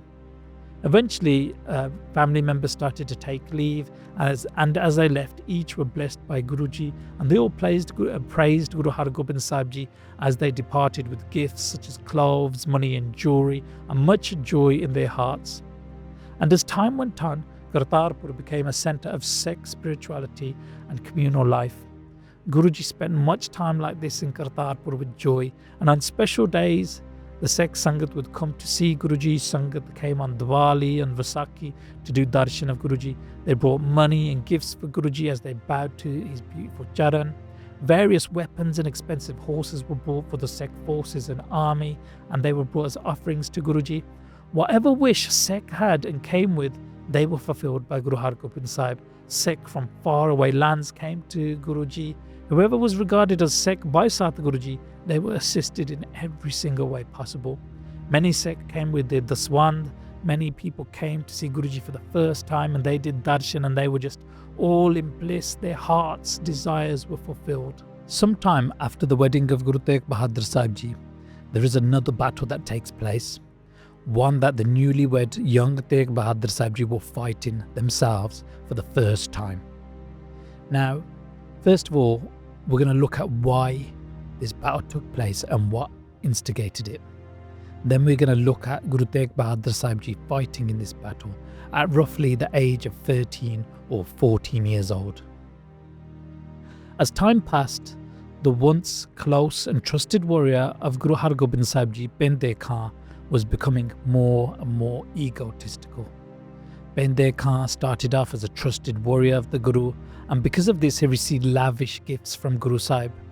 A fine horse, a rare khanda, elaborate fancy chola and other items that were bought from a devout Sikh were given to Bende Khan, and these weren't ordinary presents. They symbolized deep trust, respect and honour. But instead of remaining humble, Bende Khan let his ego take over, believing he's greater than the other Sikh and favoured even above Guruji's own sons. His spoiled and entitled son-in-law Usman Khan demanded the gifts which Guruji had gave him. When denied, Usman Khan started to throw tantrums, and with the help of Bende Khan's wife, he takes the items by force. Bende Khan in his own house is manipulated and shamed into submission. He becomes silent and helpless and starts to worry about how Guru Sahib will react when he finds out. But instead of taking responsibility, he lies to Guru Sahib about where the gifts are when Guruji asks him later on. And when Guruji's precious hawk goes missing, stolen by Usman Khan, the son-in-law of Bende Khan again lies to cover it up. Despite being given multiple chances by Guruji to speak the truth, he insists on denying any knowledge. His ego and fear of shame prevent him from confessing. Eventually, he even goes as far as lying and swearing on Guruji's feet, making a false oath, which marks his final betrayal. And through this series of events, Bende Khan's inner corruption is revealed. The gifts were meant to honour him, but instead they inflated his ego. Instead of loyalty, he chose a path of deception and pride. He placed his personal image and family's urges above love and service to the Guru. And in this way, his downfall is driven, not just by ambition, but by his inflated ego and complete loss of humility and honour. Guruji calls Bende Khan a liar and a traitor before the Sangat, and he has him thrashed and beaten up in the Darbar by the Sikh and thrown out. Seeking revenge, Bende Khan rallies 500 Pathan warriors and heads to the Emperor Shah Jahan, convincing him to join together to attack the Guru. Shah Jahan sends an army of 80,000 to join this attack, and eventually a combined force of nearly 100,000 men set out from Lahore towards Kartarpur Sahib. They attack Kartarpur in the early hours of Amrit Vela. The Sikh forces fight back with courage and bravery. A huge and bloody battle commences. Baba Guruditta, Guru Tegh Bahadur and Baba Surajmal all join this battle, fighting with much determination, discipline and power, inspiring the Sikh warriors who fight alongside them. The brothers saddle up and ride together into battle, side by side on their horses, fighting alongside the Sikh to protect their sacred city. Their courage inspires others to rise and fight as well. And sometimes the brothers fired rifles, sometimes they let the arrows fly, but always they fought with heart, with courage, with bravery. The eldest of them, Baba Guruditta Ji, fired arrows which struck fear into the hearts of the Mughals. He emptied quiver after quiver, calling for more and more arrows as he fought. The servants rushed to bring them to him. But his aim never missed. Horses fell and warriors dropped dead. His younger brother, Baba Surajmal Ji, stood beside him, bow in hand, firing arrow after arrow, killing many. And the young Tegh Bahadur Sahib Ji, he went into the battlefield like a great magarmach, crocodile ready to feast. He was already towering in at over 6.5 foot at this young age.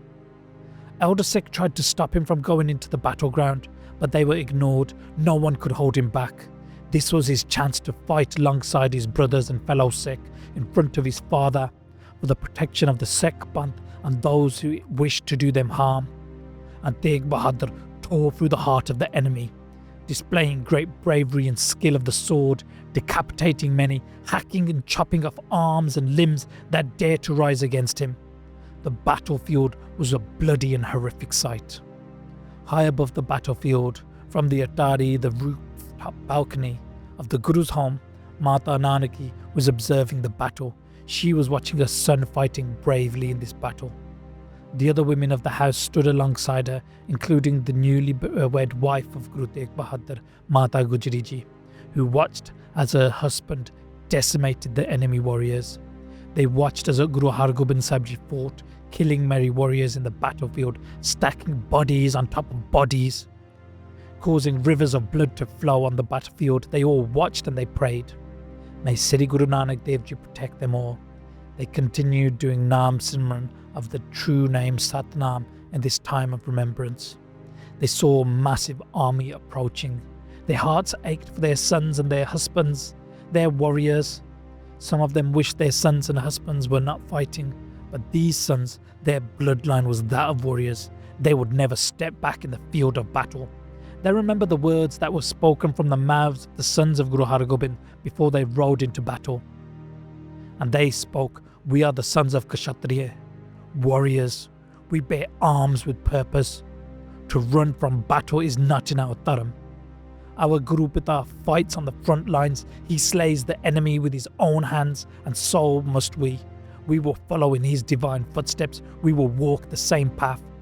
We will never turn away from battle. We will fight. We will defeat the enemy. We will destroy the enemy. And they did. Tegh Bahadur Sahib raged in the battlefield with his sword.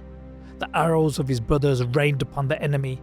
And when the enemy forces came in overwhelming numbers, the sons of the Guru charged forward with even more tenacity. The battle raged and many a shaheed on both sides, including the venerable Bhai Lakhu, who was shaheed fighting till his last breath like the warrior that he is. Finally, the traitor Bende Khan came up against Guru Har Gobind Sahib, who gives him a chance to strike first. Bende Khan swings his sword 3 different times, and each time he is outmaneuvered and blocked. And on the 4th move, he tries to overpower Guruji by lunging in to grapple him from the saddle. Calm and composed, Guruji reacts and smashes him in the face with his Dal shield, knocking him out cold. When Bende Khan regains consciousness, Guru Har Gobind Sahib Ji is there standing before him. Both armies stop and watch the duel. From the balconies and the rooftops, Guruji's family looks on. The people of Kartarpur are also stood on their balconies watching. Both forces are watching, and the sun beats down. The time had come. Guruji then roared, "Pathan, get ready.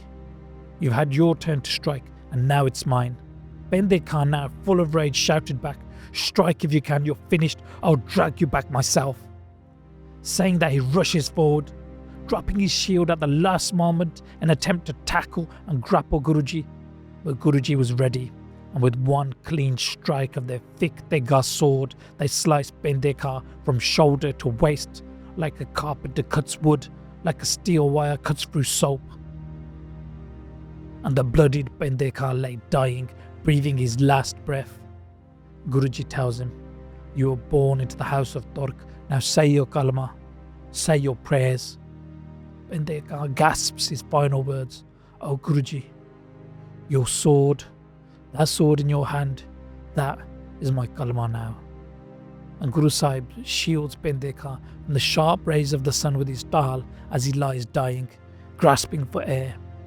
Guru Sahib feels sorrow for killing his former childhood friend, and in this way, Bende Khan dies. Eventually, Guru Sahib destroys many more on the battlefield, and eventually the Sikh forces rally together, and Baba Bidhi Chand leads the Sikh cavalry for one final charge, defeating the enemy and keeping the city of Kartarpur safe. This was a short recap of the Battle of Kartarpur, the battle in which Guru Tegh Bahadur Sahib showed exactly why he was blessed with that divine name, Tegh Bahadur, the valiant, brave warrior of the sword. And shortly after the Battle of Kartarpur, Guru Har Gobind Sahib decides to leave for Kiratpur and orders everyone to do the same. Packing begins, and Guruji instructs everyone to only take what's necessary. Everyone follows Guruji's orders. Everyone but his grandson, Dhirmal, the eldest son of Baba Gurudetta. Now this is the beginning of Dhirmal's moral departure, not just from his family, but from Sikhi and the path of truth, down the sorrowy trail of jealousy, envy and stubbornness. Firstly, he disobeys Guru Har Gobind Sahib at his young age, and later he challenges his younger brother Guru Har Rai Sahib Ji when he becomes the Guru, and later still he challenges the throne of Guru Nanak Dev Ji again, but this time in the form of his uncle Guru Tegh Bahadur Sahib Ji, and he even tries to get Guru Tegh Bahadur Sahib Ji killed. Still, at this point right now, he is being stubborn and refuses to follow Guru Har Gobind Sahib's orders and to relocate to Kiratpur. He even takes and hides the original Swaroop of Adi Sri Guru Granth Sahib Ji in Kartarpur, refusing to hand the Swaroop over to Baba Bidhi Chand as Guru Har Gobind Sahib has ordered. Dhirmal somehow manages to manipulate and convince his mother Mata Natti to stay back in Kartarpur with him, separating her from the Guru's house, her husband Baba Gurudetta and her younger son Sri Har Rai. He later goes on and aligns himself with the Mughals, the very regime that had just tried to destroy the Guru's house, leading an army against the Panths, starting the vicious battle at Kartarpur. And after some time in Kiratpur, his father Baba Gurditta Ji passes away and leaves for Sachkhand. A messenger is sent to Kartarpur and gives the news to Tirmal saying, "Your father was in Kiratpur and his light has merged into the eternal. He has gone to Sachkhand. Guru Hargobind Sahib Ji calls you. As the eldest son, you must perform the final rites of the funeral. Bring Guru Granth Sahib Ji Maharaj with you so the Sahaj Path can begin." Tirmal, instead of responding with devotion, let bitterness guide his thoughts, refusing to go to the funeral and bog of his father Baba Gurditta. He cries, "Guruji never really loved me. Why should I go? What's left for me there?" He chooses not to go to Kiratpur. Instead, he chooses to stay in Kartarpur and align himself even more with the Mughal emperor, sending him letters, some that are intercepted. Even when his mother, Mata Natiji, pleads with her son, reminding him of his duty as the son of Baba Gurditta Ji, he remains unmoved. "I'm already the Guru," he declares. "Why should I seek anyone's approval?" And so the next morning, Mata Natiji leaves for Kiratpur, heartbroken and alone. When she arrives there, tears stream down her face as she enters Guruji's home. She is embraced by the family and she sobs in pain. She cries out, "I couldn't be here with him, my husband." In his final moments, she was heartbroken.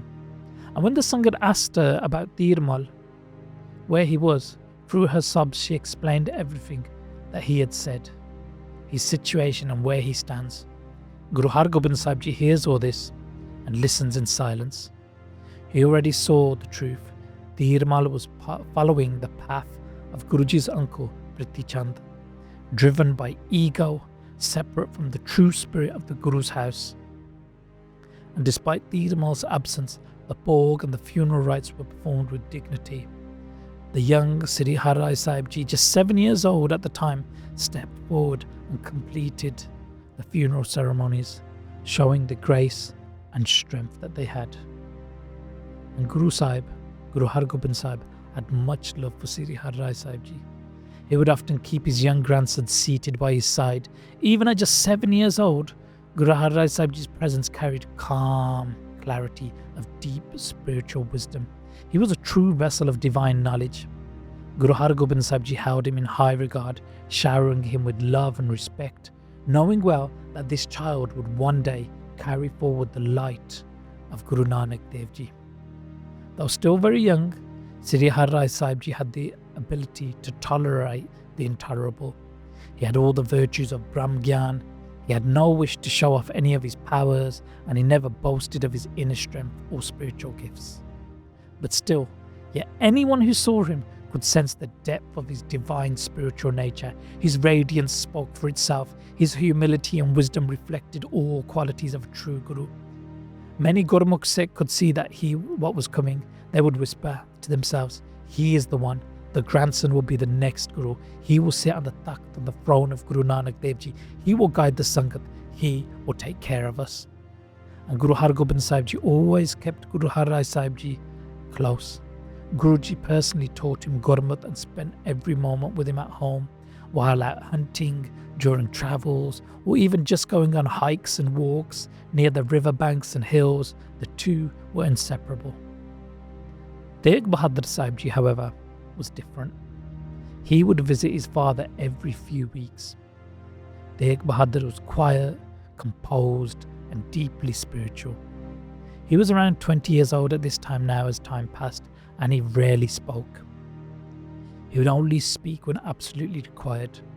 He showed no interest in worldly affairs. He saw the world as a myth, and he always connected to the Atma. He was well aware of his surroundings and ways of the world, but he didn't care. He was detached. People mistook this attitude for him being naive. They thought he wasn't smart or clever. The truth was, he was the source of all knowledge. And he would either sit with his father, Guru Hargobind Sahib, when he'd be alone, or he'd be sitting in the divan. That's it. He would come to see Guru Sahib every 20 days or so, as mentioned. He didn't come every day. And when he came when he wished, and he came and he did darshan of his father. He would walk slowly around the city and keep his sight downwards. His lips were always moving as they were doing Simran all the time. When he would come to see his father, he would bow his head low, humbly unto the lotus feet of the Guru. He had no desire to look anywhere else, and Guru Har Gobind Sahib Ji saw the depth of his youngest son and treated him with the highest respect, always making space for him to sit next to him or pulling him by the arm to sit close. He addressed him always with honour, always calling him Ji. Mata Nanaki Ji noticed this. She watched how Guruji treasured Tegh Bahadur Ji, even more than his older brothers who were more worldly wise and active in service, and she thought to herself, my son Tegh Bahadur Sahib is naive.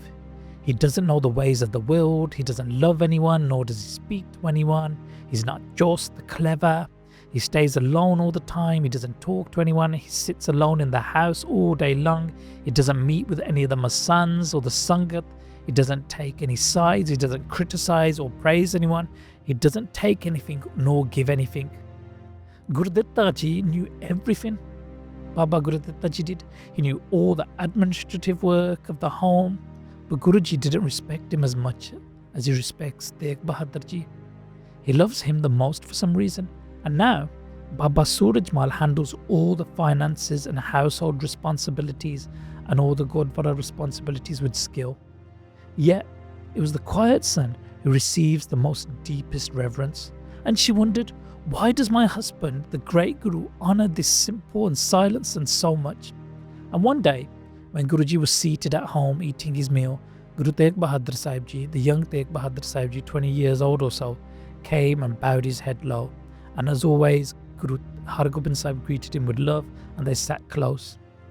Tegh Bahadur's eyes stayed low, hands folded. Seeing the moment, Mata Nanaki finally asks, "Oh Guruji, I have long waited to ask you, why do you show so much deep respect to this quiet son of ours? Surajmal speaks with the Sangat, runs the house, and the Masans respect him. But this son, he speaks to no one, sits alone, never gets involved in anything, yet you honour him the most. Why?" Guru Har Gobind Sahib Ji smiles and turns and looks at his son. Then with love to his wife, he says, "Oh simple-hearted one, you've noticed well. This son of yours has a rare gift. He can bear both pain and joy with perfect patience. There's no one like him in the world, no one as calm and as detached as him. He is a true Brahmgyani and saint. And listen, more than that, he will have a son whose radiance will shake the world. No warrior will match him. He will uproot evil and turn ordinary men into lions. He will lead great battles never seen before. He will wield the Tegh and the Tegh, spiritual grace and worldly power, and through him the name of Guru Nanak Dev Ji will shine across the world forever. He will be known in every corner. That child will be born in this son's home."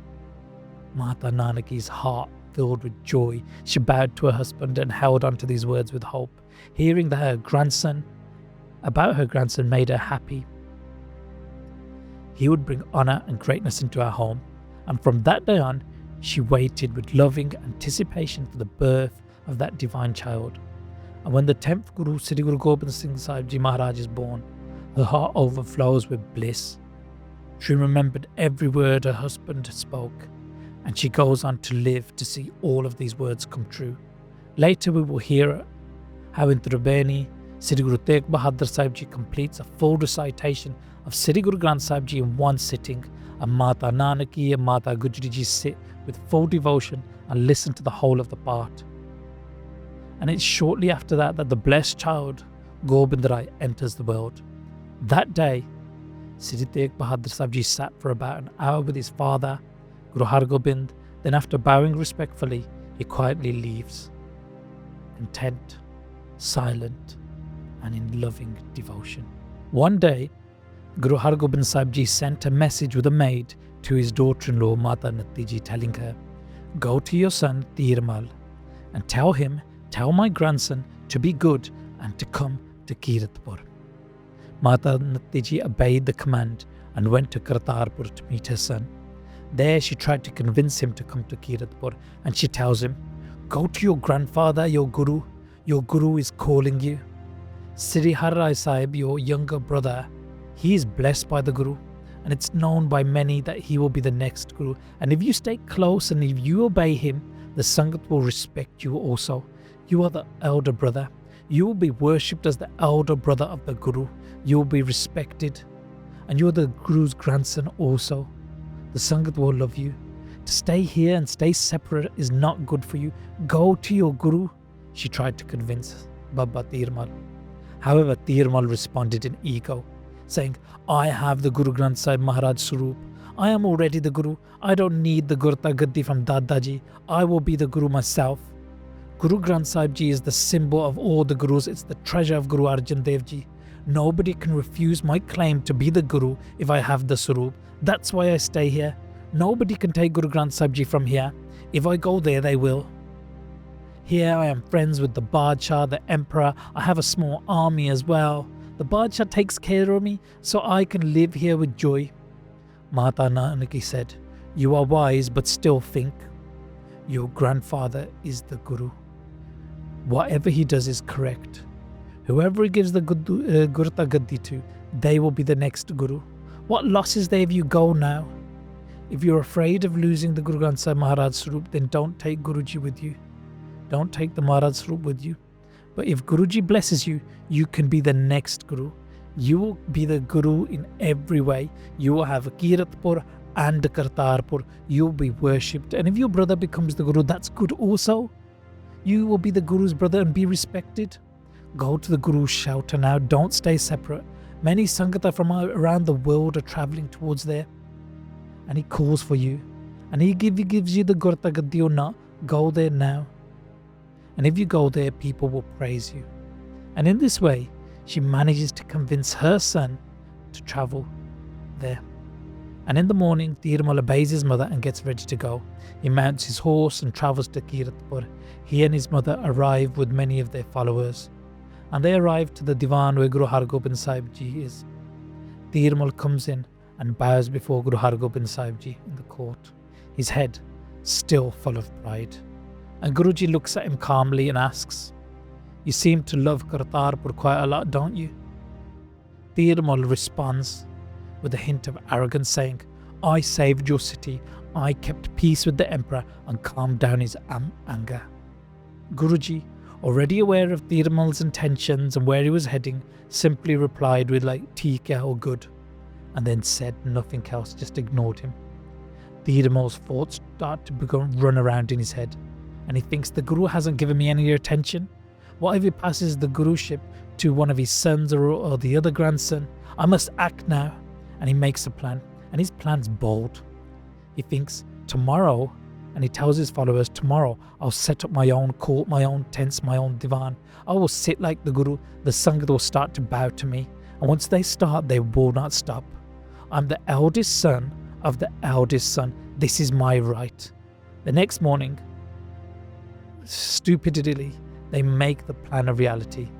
A grand court is set up by his followers, his masans, colourful rugs and golden maces, attendants waving fangs, and Chor Sahib over Tirmal himself, and he's dressed in fine clothes and jewellery, sat on a raised platform, and he has a kalgi on his dastar.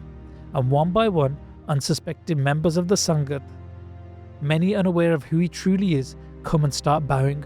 Many new Sangat come there and they start bowing to him. Some even brought the offerings that they intended for Guruji. Tirmal's masans, corrupt and cunning, started whispering to the devotees, "This is the next Guru, the Guruship will pass on to him." And so the illusion continues, with gifts flowing in and Tirmal basking in this false glory until about midday. And around this time, a Sikh approaches Guru Hargobind Sahib, the true Guru, and informs him of everything. Tirmal is pretending to be the Guru. He's accepting offerings of the Sangat. His masans are claiming that he's next in line. And Guru Hargobind Sahib, calm but stern, responds, "If he does this again, remove him, shame him if needed. This is not acceptable."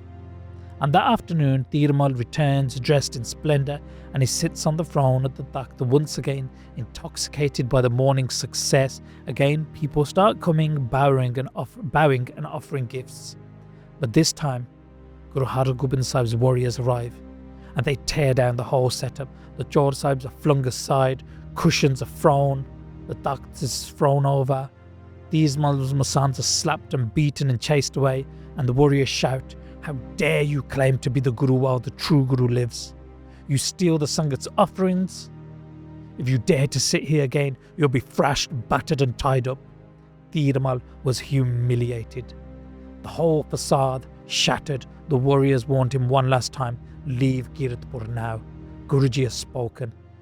And like that, the illusion ends, his pride publicly broken. And after this disgrace, the crushed Tirmal, overwhelmed by embarrassment and shame, he doesn't go to see Guruji and ask for forgiveness. Instead, he just rides off. His pride was in ruins. And when he returns to Kartarpur, he sat there in bitter silence, tormented by his downfall. He sat there plotting and planning. He sat there sad. Meanwhile, in the heart of Kiratpur, a grand throne was prepared. Lavish rugs were spread, a white canopy at Janani Sahib was strung above, and Guru Har Gobind Sahib Ji arrived in this darbar, accompanied with his grandson, the radiant and graceful Sri Har Rai Sahib Ji.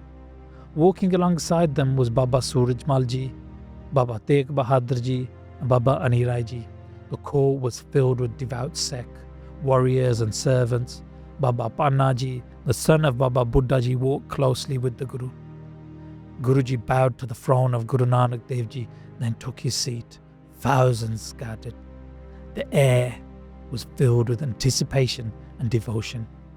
Then, the moment came. Guru Har Gobind Sahib Ji asked for a coconut and 5 paise, 5 coins. And with deep respect, he encircled did prakarma of his grandson 3 times. Then he placed the coconut and coins before him. Doing the prakarma round, he then travels and matha takes before his grandson, bowing to the feet of Sri Har Rai Sahib Ji and declaring him the 7th Nanak, the 7th Guru. Baba Panna Ji, the son of Baba Buddha Ji, applied the sacred saffron sandalwood tilak to Sri Har Rai Sahib Ji's forehead, marking the transfer of the spiritual authority of Guru Nanak. The Sangat erupted in joy and awe. Guru Har Gobind Sahib Ji proclaimed, "See Guru Har Rai Sahib Ji now as my own form. There is no difference between us." Everyone was joyful for witnessing the emergence of their new Guru, but they were also sad at the thought that the great warrior Guru, Guru Har Gobind Sahib Ji, might soon depart this world. Many gifts were presented before the new Guru. The Takht of Guru Nanak Dev Ji had been passed on. Guru Har Gobind Sahib Ji, having fulfilled the tradition, returned home with Guru Har Rai Sahib Ji by their side.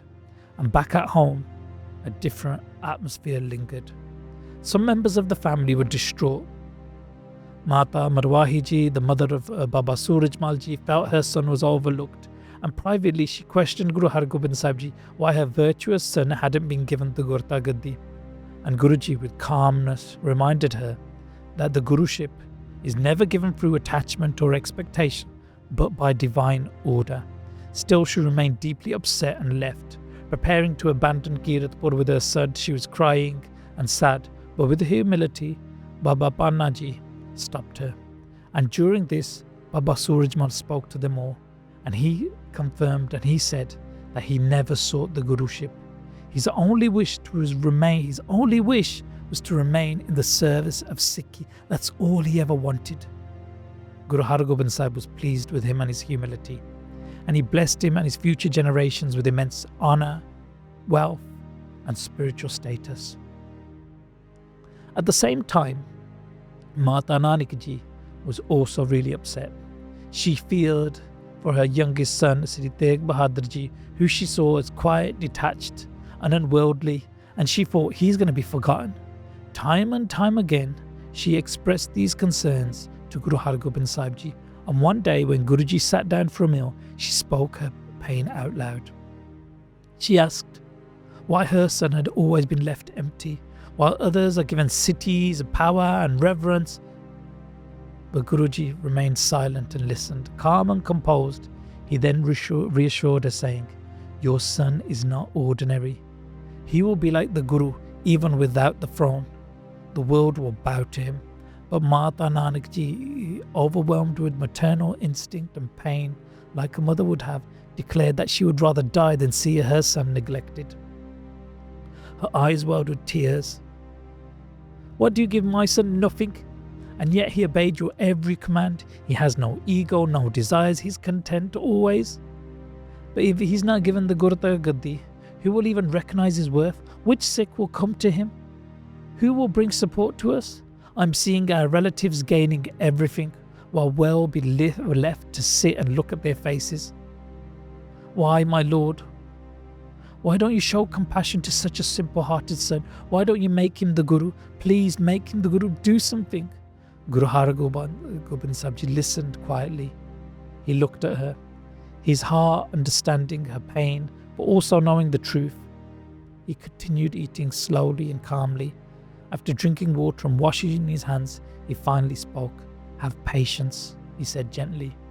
"Your son is deserving in every way. Don't mistake his calm nature for weakness. He is capable. He will be seen as a Guru even without the title. The world will recognize his greatness. His light will shine. The entire world will bow to him." But Mata Nanaki's heart couldn't rest. Her grief only deepened. "There's no joy in our home," she cried. "Baba Atal Rai, my other son, gave up his life at your word, and now I fear the same will happen for Tegh Bahadur. Pain awaits for us again. I don't know how long I'll live, but after you, I don't want to live under anyone else. I don't want to live in anyone else's home. My son and I will be strangers in our own house. Better that I die tonight than live like that." She broke down in tears, overwhelmed by the weight of it all. Her sorrow clouded by Maya, the illusion of separation and loss, and Guru Har Gobind Sahib watched her. Compassion rose within him. He understood this pain, but he also saw how deeply it was rooted in worldly attachment. She's caught in a web of family and illusion, he thought. She's forgotten the true nature of the world. And wiping his hands with a handkerchief rumal, then with slight firmness in his voice, he tossed the cloth into her lap. It was, "Here, Lela, take the Gurta Gaddi. You keep asking for it day and night. You've taken it from me now with sorrow. But understand this, along with the glory comes great suffering and great pain. Your son will carry the burden of this Gaddi. Many hardships will fall upon him. He will stand tall and he will bleed for it. And your grandson, he will become the powerful Guru also, and he too will bear much pain. This is the price of greatness." Mata Nanaki Ji took the handkerchief with trembling hands. She clutched it tight to her chest, tears still flowing, but within them a spark of acceptance glimmered. She bowed deeply to Guruji. She had received the blessing she begged for. Her son and her grandson would be Gurus in the future. She returned home, and when she told her son, Sri Tegh Bahadur Ji, he remained calm. He didn't react. It made no difference to him. His heart was fixed in Simran. His mind was still as deep as the ocean, unaffected by praise or sorrow. He continued on his path of deep meditation and stillness. And so, the seeds of history were then quietly planted. Time slowly passed, and the time neared now in which Guru Har Gobind Sahib Ji would depart for Sachkhand. They had a building constructed and named it Patalpuri. When it was complete, Guru Sahib sent word to call all his beloved ones and all the Sangat there. The moment had finally arrived. All the Sangat gathered there. Guru Har Rai Sahib Ji sat close by. A quiet sorrow filled the air. Guruji spoke gently but with resolve. "Whatever someone wishes to say to me, say it now. I'm ready to leave for Sachkhand. Stay in bliss and Chardikala high spirits. Don't be sad." His words echoed like thunder in silence. The Sangat stood in disbelief, unable to speak, unable to blink. Tears fell freely. Yet no one dared disturb the peace that surrounded Guruji. Guruji's face was blossoming like a lotus. He loved his Sikh. He looked at everyone with that such pyar, and he noticed that nobody was able to speak due to the emotion. Everyone stared at Guruji's face without blinking. Thousands of people stood around Guruji. Nobody spoke. They were all in pain. They were all in disbelief. They were all sad that Guruji was about to go. And Guruji then spoke. Why are you all so surprised? This world flows like a river. No one has ever stayed. Everybody leaves. Everybody must go. If this was something unusual, then you can worry. This has been happening forever. Think about this. Who has ever stayed here? Who has stayed forever? The smartest and the strongest had to leave. Kings left, paupers left, and now it is my time to leave.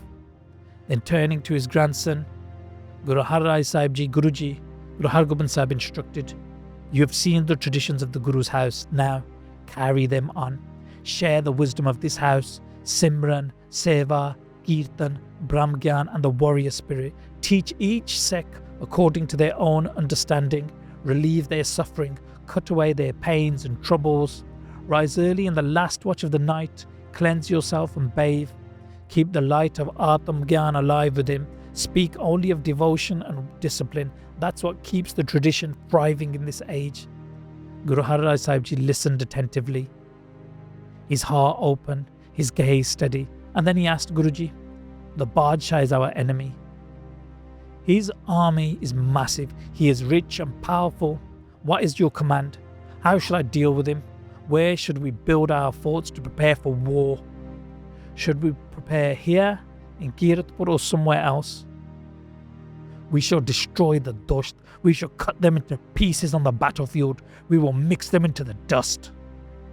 The Sangat was stunned. Such clarity, such fire in one so young, whispering passed through the court and through everyone present. Look how wise he is. He is young, but he speaks like the elders. He is a warrior. His words carry the weight of Guru Nanak Dev Ji's jyot. He is truly the chosen one. Guru Har Gobind Sahib Ji smiled, pleased at his grandson's spirit. But with calm words, Guruji tells him, you will not fight any wars. No enemy will rise against you. Peace will reign in your time. Do not start conflict. And if the enemy approaches, don't see them as the enemy. If they come seeking help, offer it. Still, keep a standing force of 2,200 soldiers with you at all times, horsemen. Train in Shastra Vidya daily. But do not go to battle. Remain in bliss. Guru Har Rai Sahib Ji bowed respectfully and then asked again, well, if an enemy comes with great pride and a massive army, what then? What is your command for such a time? And Guru Har Gobind Sahib Ji responds, if any fools attempt to attack you, they won't succeed. They will never be able to reach you. They will be like the fog. They will melt away in the rain. They will melt away like hail does after hitting the earth. They will vanish before even reaching you. This is my blessing and it cannot be undone.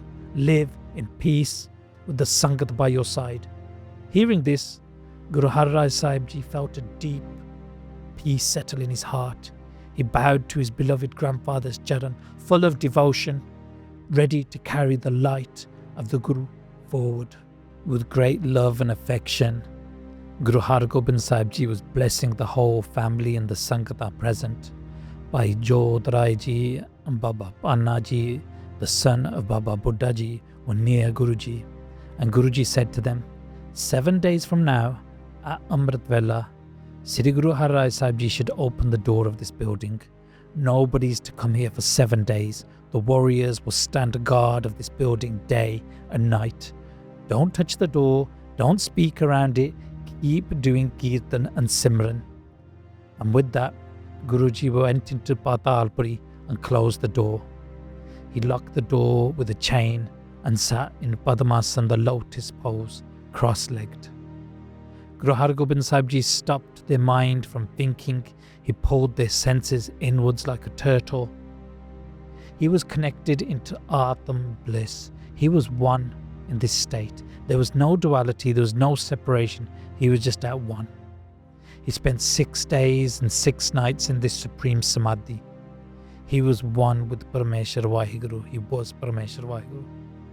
And on Amrit Vela, on the 7th day, Guru Har Gobind Sahib Ji left their sarir, their body. He put his back against the wall and continued sitting in this lotus-like place. He looked like he was still alive, still sitting. And on the seventh day, the Sikh Sangat saw signs in the sky. The sky was red, it was a deep red, and the sounds of Sankh and Nagare could be heard in the sky. The Sangat knew that Guru Sahib had left. Everybody was anxious.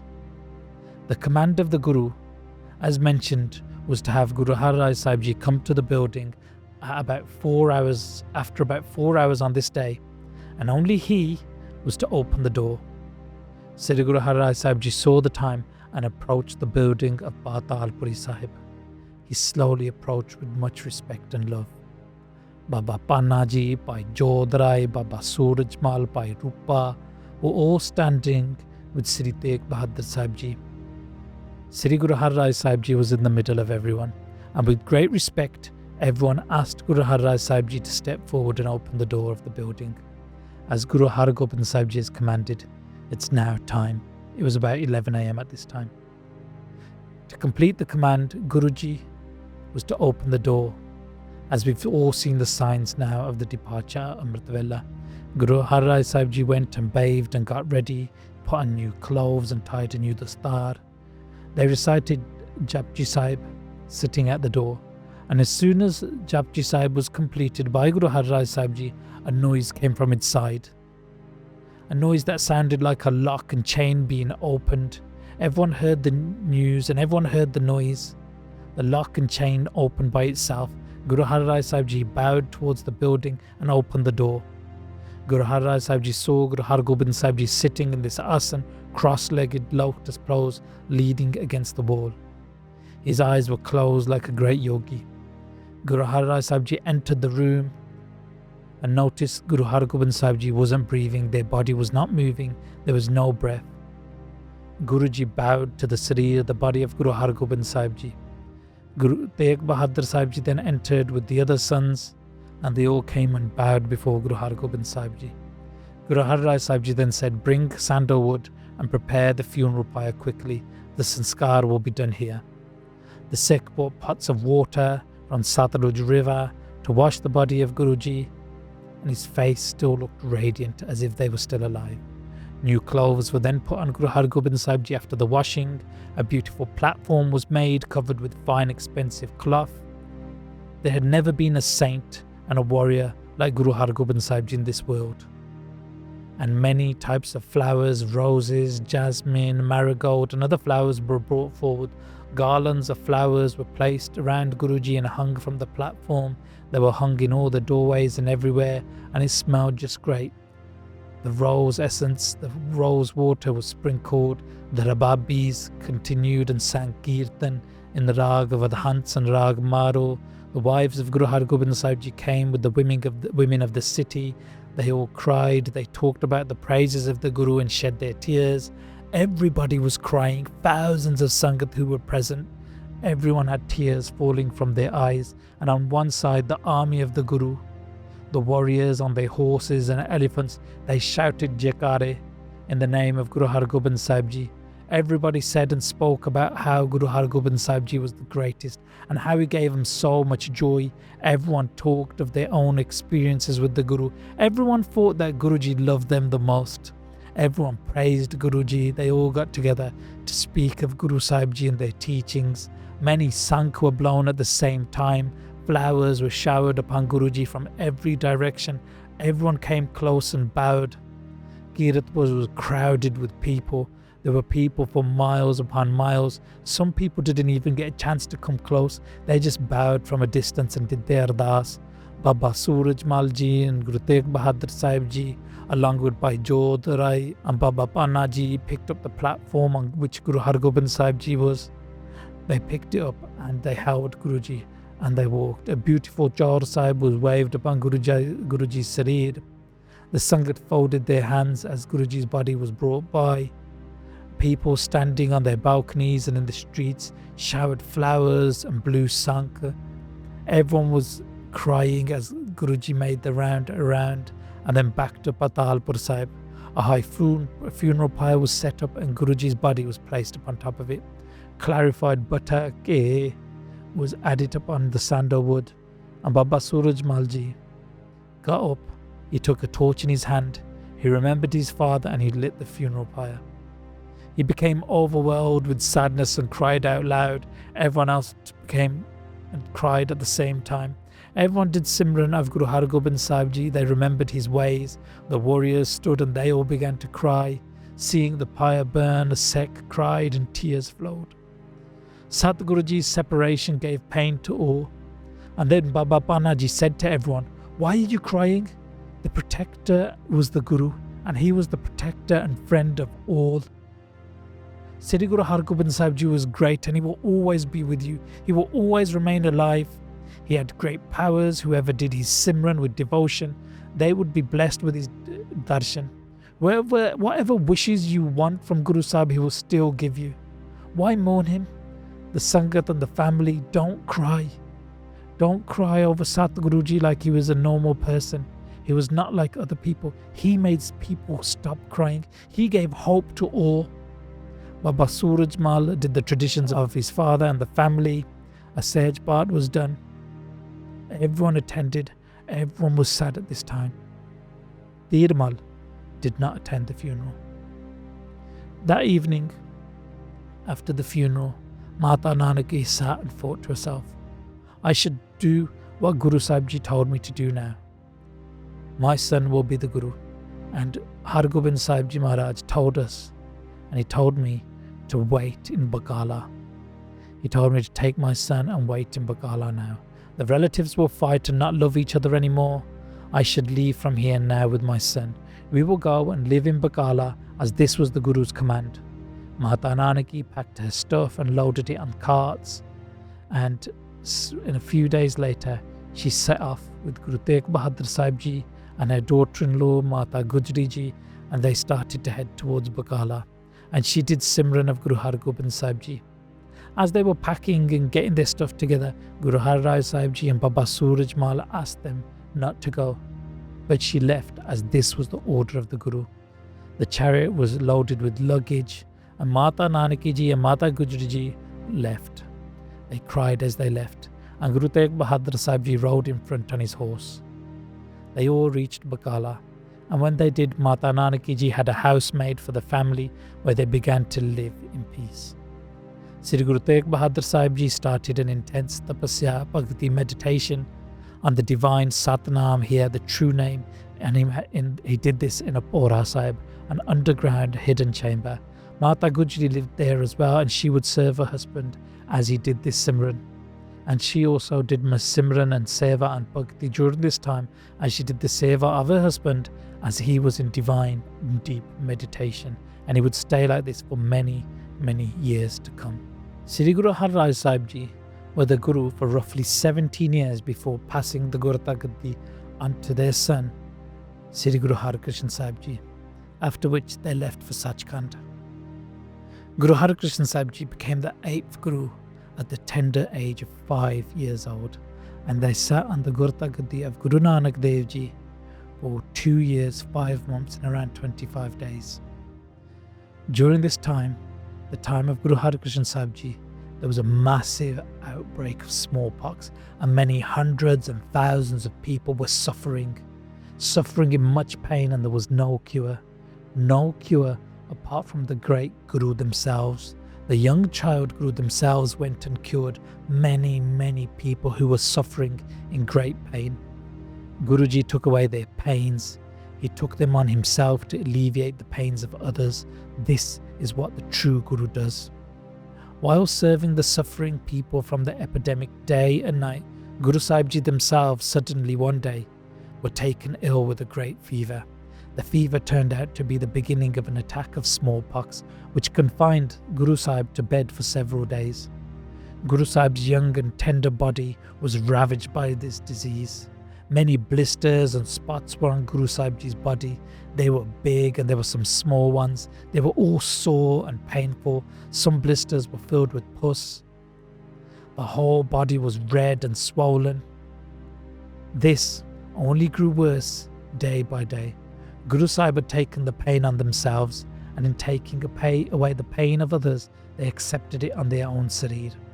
Saddened by this turn of events, Guru Har Krishan Sahib Ji's mother said to him one day, "Son, You occupy the Gaddi of Guru Nanak Dev Ji. You are the dispeller of the world's sorrows and sufferings. Your very sight removes the ailments, pains and sorrows of others. So why do you lie sick now yourself? And to this, Sri Guru Harkrishan Sahib Ji replied, he who has taken this mortal frame must go through sickness and disease, both happiness and suffering. They are part of the story of life, and they are one and the same. What has been ordained must happen. This is what Guru Nanak Dev Ji taught, and this is what we are showing now. Whatever he does is in his order. One must walk in the light of the divine command. Slowly as the days passed, Guru Sahib Ji informed the Sangat that they would soon be leaving for Sachkhand. The Sikh and the Sangat were saddened by this. Tears flowed and everyone was pained in hearing this, that the young Guru would soon leave. As the time came, sorrow filled the air. Many Sikh entered the room where Guruji was and bowed before Sri Guru Harkrishan Sahib Ji, hands folded, and one of them spoke on the behalf of the grieving Sangat, saying, O compassionate one, O Guruji, you were chosen by Sri Guru Har Rai Sahib Ji themselves. They deemed you worthy of the Gurta Gaddi, and in just over 2 short years you led the Panth with grace and you strengthened Sikhi so much. But now as you prepare to leave this world, the Sangat is in great pain. You have not named a successor, and without guidance the Panth will head into uncertainty. If you do not appoint a Guru, and you don't tell us who the next Guru will be, confusion will spread. False claimants will follow Prithi Chand, Tirmal and Ram Rai. Their followers will rise. Others will claim Guruship through ego, misusing copies of Sri Guru Granth Sahib Ji, and without a true Guru, Sikh will be lost, misled and divided. Please tell us where Guruji is now and who will be the new Guru. The tradition built by Guru Nanak Dev Ji and carried on by each Guru. We don't want this to fade. Please bless us with clarity. Connect us with the one you see fit. Let the light continue and let the Panth remain united. Bless us with instruction. And then thinking about this, Guruji then said, what you say is true. Bring forth 5 paise and a coconut. Gather the Sangat. A great and powerful being will illuminate the world. The fake Gurus will hide upon seeing him. He will be the support of hundreds of thousands of Sikh. He will save millions. He will save whoever comes to his shelter. He will be patient like the earth. He will be generous and benevolent like the sun and the moon. Sikhi will be made solid in this world. The Bearmuk will come back and bow. His great radiance will put everyone in the shadows. He will show you a new face. And after Guruji's words, everyone bowed their heads. A Sikh brought 5 paise and coconuts on a golden tray, along with sandalwood, flowers and incense. The Sangat was filled with wise and devoted Sikh. They gathered close. A diva of ghee was lit, fragrance filled the air, and silence wrapped the room as all eyes turned to Guru Harkrishan Sahib Ji. Guruji rose from their bed and sat on the asan. They picked up the tray with their small hand, lifted the 5 paise and coconut, and performed 3 slow circles around the Takht Sahib of Guru Nanak Dev Ji. And in reverence they bowed their eyes, thinking, and their thoughts fixed on Guru Tegh Bahadur Sahib Ji, who is now in Bhakti in Bakala. Then placing the items on the purified spot, they bowed down and they said, Baba Bakale. The Baba at Bakala is the Guru who will take care of the Sangat. He directed them. Although he did not name the Guru directly, he told them, and the message was clear. The Guru resides in Bakala. The Sangat understood the message. The next Guru will be found in Bakala. The Sangat and Masans present bowed in reverence. Their hearts were heavy with grief, yet uplifted by the knowledge that the divine light of the Guruship would continue. They called the Guru Baba. Guru Harkrishan Sahib Ji said Baba because Guru Tegh Bahadur Sahib Ji was their granduncle. The Sangat got up and folded their hands. They bowed before Guruji for the last time. And that night, Guru Harkrishan Sahib Ji themselves chose to leave for Sachkhand. The Sangat were there and they were left with the divine instruction that the ninth Guru now will be found in Bakala. And that is where we will pick up on the next podcast episode with the search for the ninth Guru, Guru Tegh Bahadur Sahib Ji Maharaj, who is in Bhakti now in Baba Bakala Sahib. Please forgive any and all of the many mistakes made during this seva, and please share this podcast with your friends, your family and your loved ones, and do ardas in your hearts that this seva continues, and may we all be blessed with Sikhi. Bol chuk maaf karna ji. Vaheguru ji ka khalsa, Vaheguru ji ki fateh.